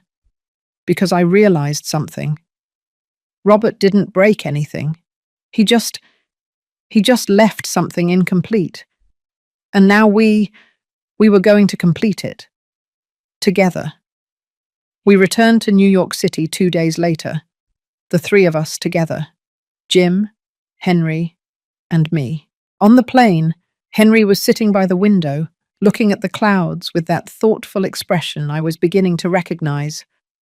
Jim, next to him, was showing him photographs of the ranch on his phone. This is the apple orchard, Jim was saying. Dad planted it the year I was born. He used to say that each tree represented a year of my life. Henry looked at the pictures with shining eyes. It's beautiful. It is. And now it's yours too. Henry turned to look at him. I still can't believe it. A week ago, I was a lonely teacher in Chicago. And now I have a brother, a family, a home. Jim smiled. I can't believe it either, but I'm happy about it. Truly. I watched them from my seat, across the aisle, and I felt something I hadn't felt in weeks. Peace. The will reading was scheduled for the following Tuesday at Mr. Montell's office in New York City. During those days, I focused on preparing the house for Henry. I cleaned the guest room. I changed the sheets. I put fresh flowers on the nightstand. I opened the curtains to let the sunlight in. Henry had decided to stay with us for a week before returning to Chicago to sort out his things. I need to resign from my job, he told me, and pack my books and say goodbye to some people. Are you sure you want to move? I asked him. You don't have to. We can find another way. I'm sure, he interrupted me with a smile. My whole life I felt out of place in Chicago, like I was waiting for something. And now I know what it was. This family, this place. On Sunday, I took Jim and Henry to the ranch in Texas. It was the first time Henry had set foot on his father's land. When the car entered the dirt road, surrounded by cornfields and green hills, Henry was speechless. It's like a dream, he murmured. Mr. Frank was waiting for us at the gate. When he saw Henry, he froze. Good heavens, he whispered. He's the spitting image of Mr. Robert, I introduced Henry. Mr. Frank, this is Henry. Robert's son. Mr. Frank took off his hat, as if he were in front of someone important. It's an honor, young man. A true honor. Henry shook his hand shyly. Thank you, sir. We walked around the ranch for hours. I showed them everything. The main house, the patio with the wisteria, the stone fountain, the apple orchard, the stables, the fields where Robert used to work from sunup. Henry absorbed it all with eyes full of wonder. This is where my father lived, he said softly, as if he were in a sacred place. This is where he worked, where he dreamed. Jim led him to the oldest ash tree on the property. This was his favorite tree, he told him. He said it was more than 100 years old, that it had seen 3 generations of the Stewart family pass by. Henry put his hand on the trunk and closed his eyes. I wish I had known him. Me too, Jim said. But somehow, I feel like he's here, watching us. And I think he's at peace. That night, we had dinner at the ranch house. I made turkey with stuffing, mashed potatoes, green bean casserole, and fresh rolls. Everything just as Robert had loved it. We sat at the big dining room table, the same table where Robert and I had eaten for 38 years, the same table where Jim had grown up. And now, for the first time, Henry was sitting there too. Mr. Frank joined us, and also Sophia, who had come from New Jersey when I told her Henry would be here. It was a quiet, warm dinner, full of stories. Sophia told Henry anecdotes about Robert when he was young. He was stubborn as a mule, she said, laughing. Once he fought with my father because he wanted to plant apples instead of corn. My father said it was crazy that apples didn't grow well in this soil, but Robert insisted, and the next year we had the best apple orchard in the whole region. Henry listened, fascinated. And was he always like that? Always so determined? Always, Sophia said. When Robert wanted something, there was no stopping him. That's why, when he met your mum, she looked at me with tenderness. I knew he was going to marry her, even if my family didn't agree, even if everyone told him it was crazy. He loved her, and that was enough. After dinner, Jim suggested a walk. The three of us went out to the patio. The night was clear. The stars shone with an intensity you never see in the city. We sat on the wicker chairs, next to the fountain. The sound of the water falling was relaxing. No one spoke for a while. We just sat there, breathing the fresh mountain air, listening to the crickets, feeling the peace of that place, until Henry broke the silence. "Thank you." Jim and I looked at him. "For what?" Jim asked. "For welcoming me. For not hating me. For giving me a place in this family even though I don't deserve it." "You do deserve it," I said firmly. "You didn't choose to be born. You didn't choose to be given up for adoption.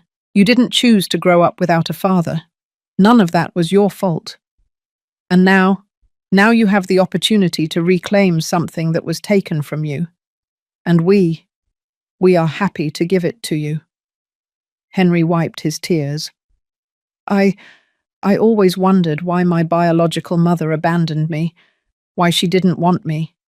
And for years, I thought there was something wrong with me, that I wasn't good enough, that's why she left me. His voice broke. But now I know the truth. I know it wasn't because she didn't want me. It was because she was afraid, because she was alone, because she didn't have another option. "Do you forgive her?" Jim asked softly. Henry nodded. "Yes, I forgive her." "Why?" "Because she did the best she could with what she had. And because in the end, she gave me a life, a good life, with people who loved me."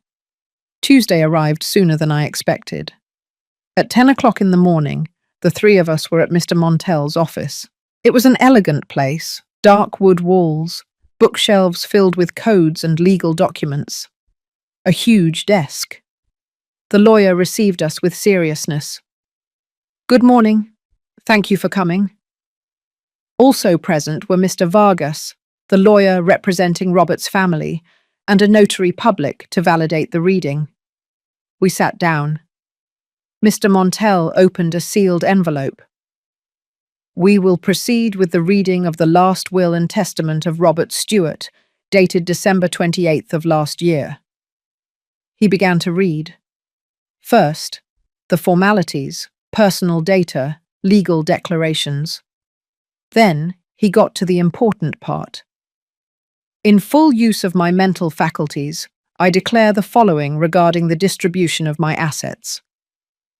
The lawyer paused and looked at us. "The Texas ranch, with all its lands, buildings, and belongings, is divided as follows: 30% for Ellen Stewart, my wife, 30% for Jim Stewart, my son, and 40% for Henry Miller, my biological son." Henry closed his eyes. Jim took his hand. The lawyer continued. "Furthermore, I leave the following provisions. The income generated by the ranch shall be divided equally among the three, regardless of the percentage of ownership. This is so that no one has an economic advantage over the others." I didn't know that. I looked at the lawyer, surprised. He nodded slightly, as if to say, "That's right." "I also stipulate that the ranch cannot be sold or divided for the next 20 years. It must remain as one unit, as a family heritage, and in the event that any of the heirs passes away, their share will go to the other two, never to third parties." Jim smiled. Dad thought of everything. The lawyer continued reading. "I also leave a fund of $50,000 to Henry Miller, as compensation for the years I could not be present in his life. This money is intended for him to establish himself, continue his studies, if he wishes, or invest it as he sees fit." Henry opened his eyes, surprised. $50,000? "Yes," the lawyer confirmed. But that's too much. It's what Robert wanted, I said, and we're going to respect it. The lawyer continued with other minor details, some bank accounts, personal belongings, Robert's car, and finally he reached the last part. Lastly, I leave a personal letter addressed to my 2 sons, a letter that only they should read. The lawyer took 2 envelopes from the folder. One said, "For Jim," the other, "For Henry." He handed them to them. "You may read them now or in private, as you prefer." Jim looked at Henry. "Now." Henry nodded. "Now." They opened the envelopes at the same time. They read in silence. I couldn't see what the letters said, but I could see their faces. Jim was smiling with tears in his eyes. Henry was crying openly. When they finished, they looked at each other and hugged. A long, strong embrace, from brothers. After the will reading, we left the office. The sun was shining in the clear New York City sky. We walked in silence for several blocks until Henry spoke. "Do you know what the letter Robert left me said?" Jim and I looked at him. "It said," he said, "it said he was sorry, that he was sorry for not having been there, that he was sorry for not having known me, that he was sorry for having let 47 years pass without knowing I existed." He wiped his tears. "But it also said that he was proud of me, that the investigator told him all about my life, about how my adoptive parents raised me, about how I became a teacher, about how, despite not having much, I was happy, and that was the only thing that mattered." He paused, and at the end it said, "Henry, I can't give you back the years we lost, but I can give you something. A family, a brother, a place to belong. Use it well, live well, and be happy, because that's all I ever wanted for you." Jim also shared what his letter said. "Dad apologized to me," he said, his voice trembling. "He told me he was sorry for hiding this from me, that he knew it would hurt me, but that he needed me to meet Henry, because Henry was my brother, and because brothers should be together." He turned to Henry, "And he asked me to take care of you, to teach you everything he couldn't teach you, to make you feel part of the family, to be the brother you never had." Henry smiled through tears. "And I promised him," Jim continued, "that I would do it, that I was going to be your brother, not just in name, but for real." They hugged again. We walked to a nearby park, sat on a bench under the shade of a maple tree, and there, in that moment of peace, I realized something. Robert had died, but he hadn't left, because he was in Jim, in his way of speaking, in his laugh, in his kindness. He was in Henry, in his posture, in his eyes, in his shyness. He was in the ranch, in the trees he planted, in the land he worked. He was in us, in our family, and that was more powerful than any will. 1 week later, I received a call from the hospital in Chicago. Madeline had died, quietly, in peace. The nurse told me that in her last days, she had asked about Henry. "Did they find him?" she would ask. "Did they tell him the truth?" And when the nurse told her yes, that Henry knew everything and was with his family, Madeline smiled. "Then I can go," she whispered. "I have nothing left unfinished." And she closed her eyes. Forever. I told Henry. He cried. "I never got to talk to her," he said. "I never got to tell her that I forgave her." "She knew," I told him. "Believe me, she knew." We organized a small funeral for Madeline. Just the 3 of us, Sophia, Mr. Frank. We buried her in the cemetery in Texas, not far from where Robert was, because even though they were never together in life, in death at least, they could be near. And maybe that was enough. That night, back at the ranch, the three of us sat on the patio, under the stars, next to the fountain, and we talked about life, how strange it was, how things never go as planned, how sometimes the worst tragedies bring the best blessings. I lost my father, Jim said, but I gained a brother. Me too, Henry said, and I gained a family. I looked at both of them, and I lost my husband, but I found the truth, and that made me free. Because that's what had happened, wasn't it? Robert kept secrets. Madeline ran from her past.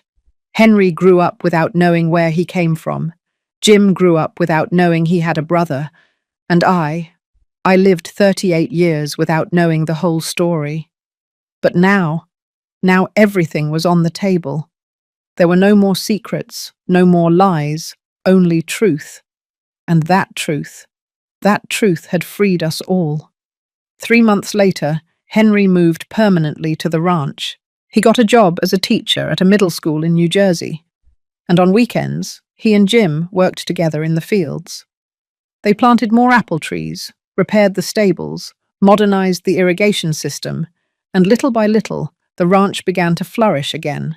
Not just in production, but in life, in laughter, in family. One day while I was preparing lunch in the kitchen, I heard voices in the backyard. Jim and Henry were arguing about something, but it wasn't a bitter argument. It was brotherly. "I'm telling you the apples should be planted in March," Jim was saying. "And I'm telling you February is better," Henry replied. "I read a study. Studies don't know anything. Experience is what matters. And you have more experience than an agricultural engineer with a doctorate. I have more experience than you, brother." And they laughed. I watched them from the window and smiled, because there they were, two brothers who never should have met, but who now were inseparable. And I thought of Robert, how in the end he had done something good, something that, even though it was complicated and painful, had united this family. Because life, I realized, always finds a way to balance itself out. Robert hid a secret for almost 50 years, and that secret haunted him until his death. He couldn't tell Henry the truth. He couldn't ask Madeline for forgiveness. He couldn't say goodbye. But he left us. He left us the truth. He left us the opportunity to heal what he couldn't heal. And that was justice. Not a justice of punishment, but a justice of redemption. 1 year after Robert's death, I returned to his grave.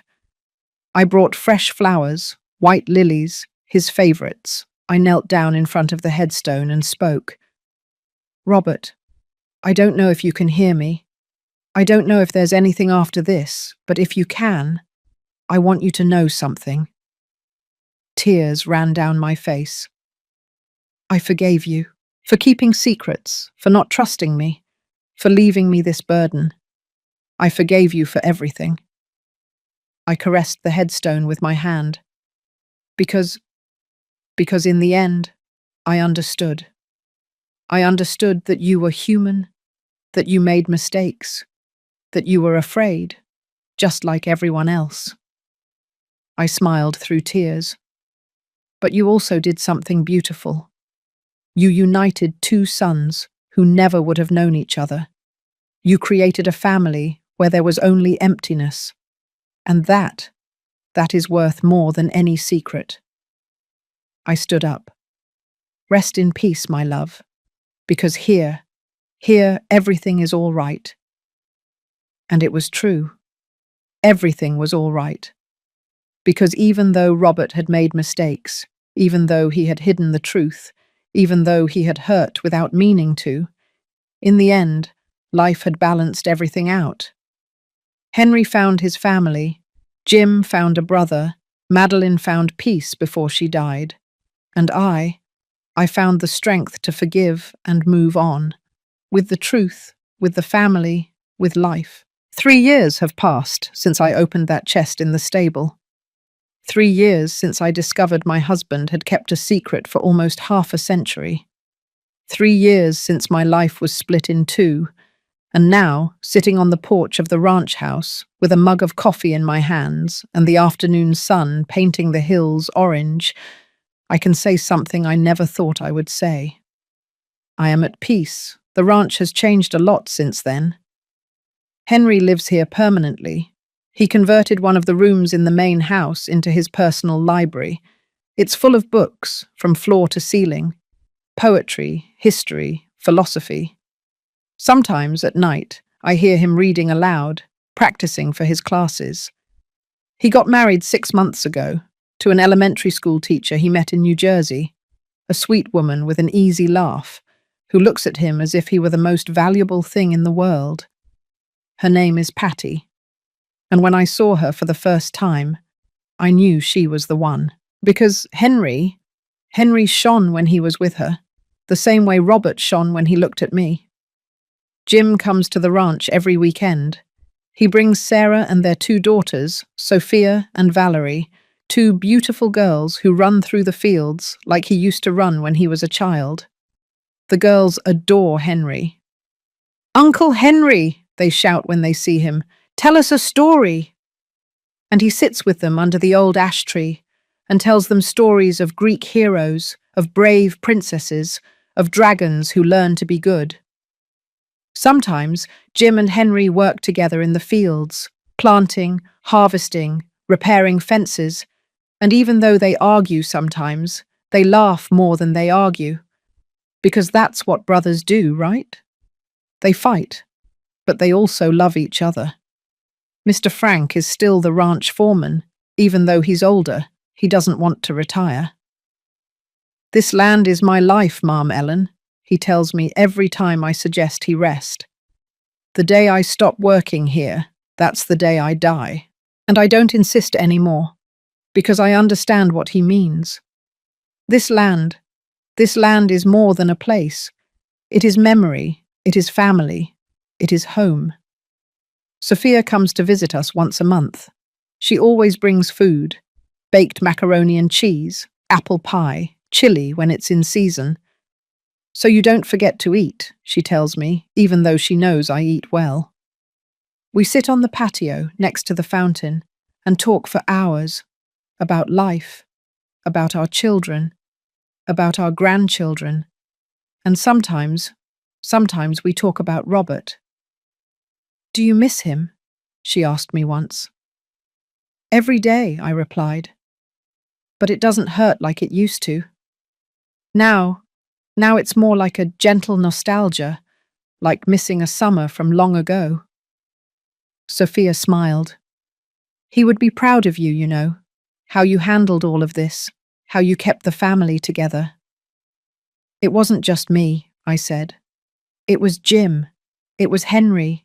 It was you. It was all of us." 6 months ago, we had an unexpected visit. A woman in her 50s knocked on the ranch door. She was tall, with brown hair, her eyes full of nervousness. "Mrs. Ellen Stewart?" she asked. "Yes, that's me. How can I help you?" The woman took a deep breath. "My name is Celia Miller. I'm Madeline's cousin." My heart skipped a beat. "Madeline's cousin?" "Yes, her. She lived with me in Chicago when she was pregnant with Henry, and before she died, she asked me to give you something, but I didn't know where to find you until now." She took an envelope out of her purse. "This is for Henry." I called Henry. When he arrived and saw Celia, he froze. You knew Madeline?" "Yes," Celia said with a sad smile. "I was the only person with her when you were born. I supported her during labor, and I held you when you were a baby." Henry put a hand over his mouth. "Really?" Yes, and I want you to know something. Madeline loved you with all her heart. Giving you up for adoption was the hardest decision of her life. She handed him the envelope. This is a letter she wrote for you 20 years ago, when she found out she had cancer. She asked me to give it to you if...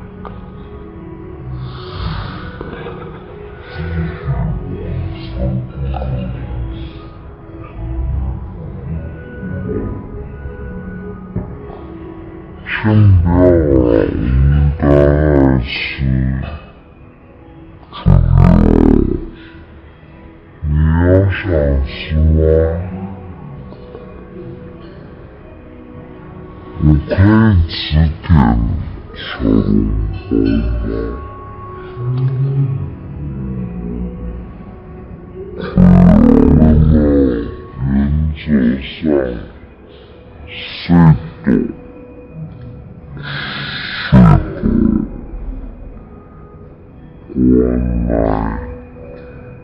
原来不是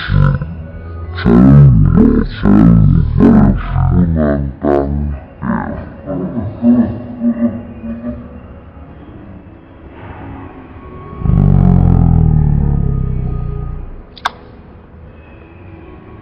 山可是他做那个东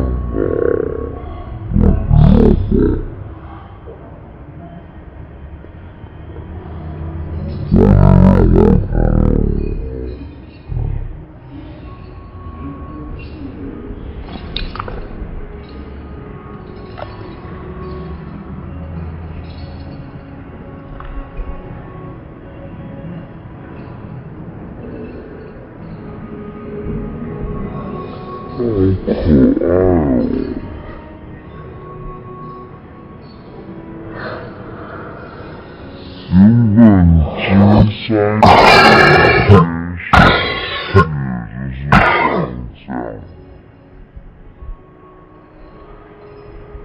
没对我。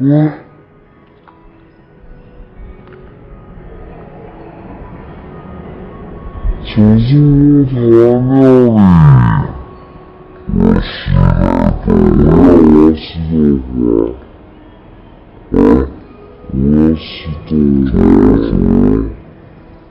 我是的话，我是的，我太菜成家饼，不是台湾店吧？所以那家也是台湾料理啊。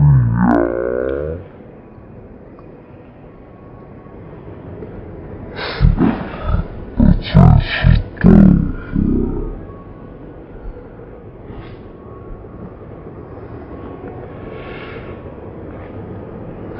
是台湾料理你要不要还有其他那个蛋饼香蕉饼你要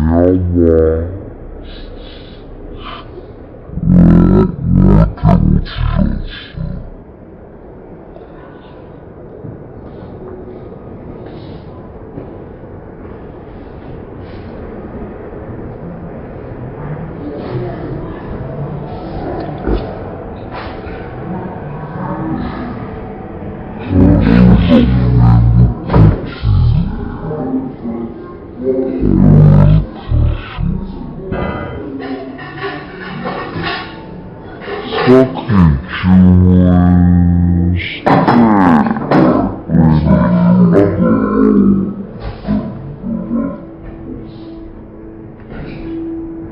是还我跟做一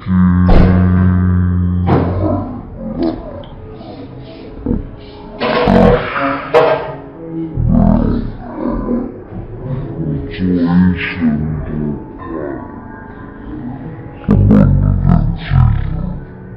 什么的记忆，你要吗？我一生无做。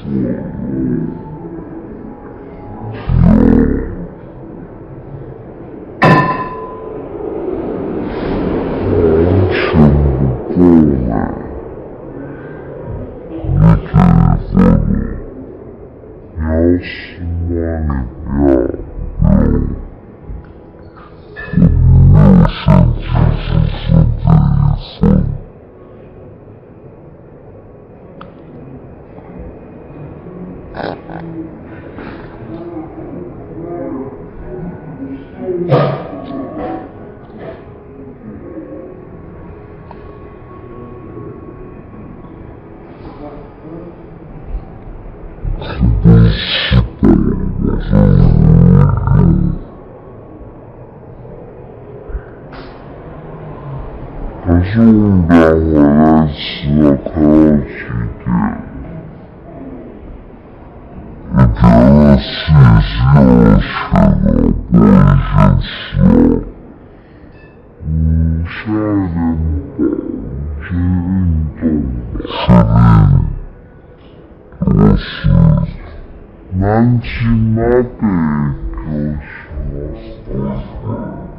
了。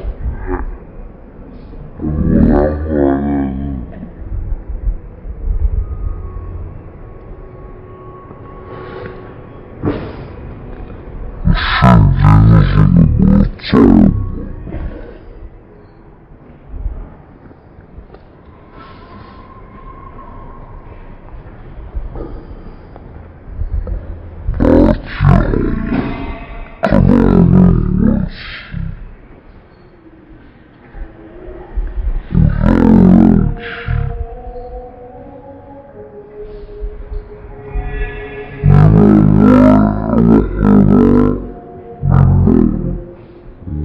一点饱，先运动吧。确定。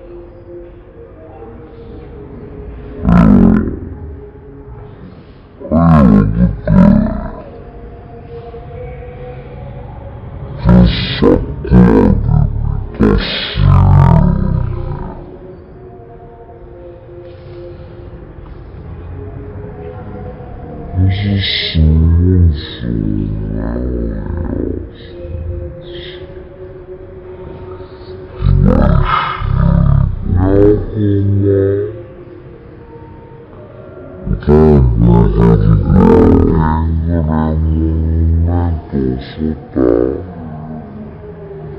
马，我要回来了。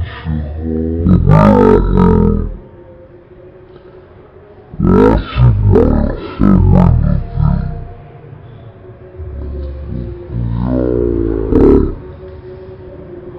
是什么时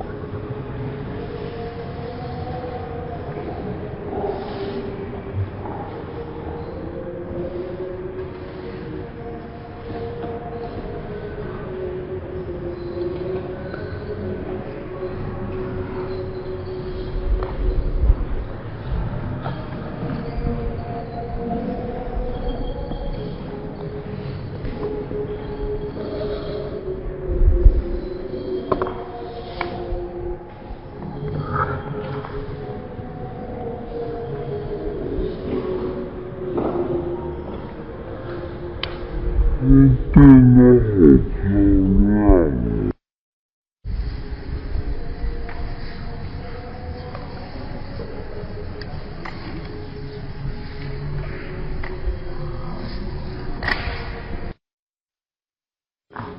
还有妈的包包好可爱，你看。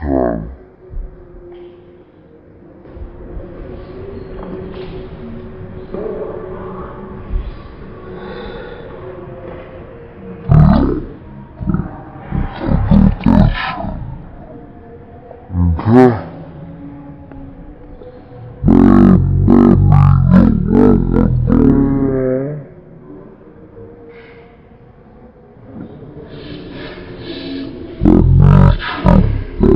很可爱耶！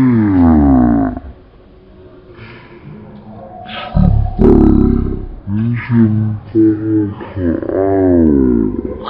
只是怎么脚用竹子我粗粗。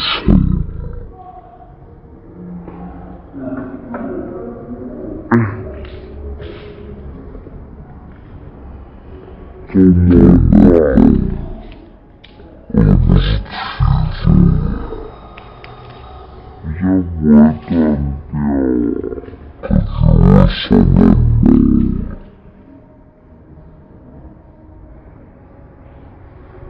这个好可爱，我想看一下你。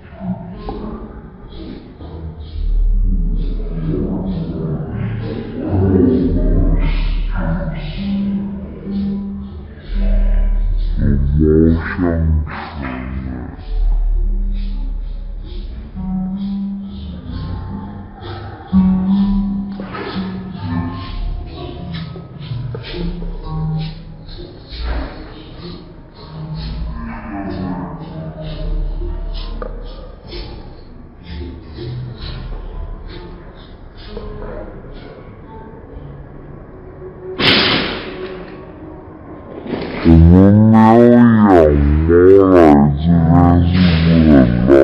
还卖了一堆猫咪的东西。哎呦，这家店好可爱哦。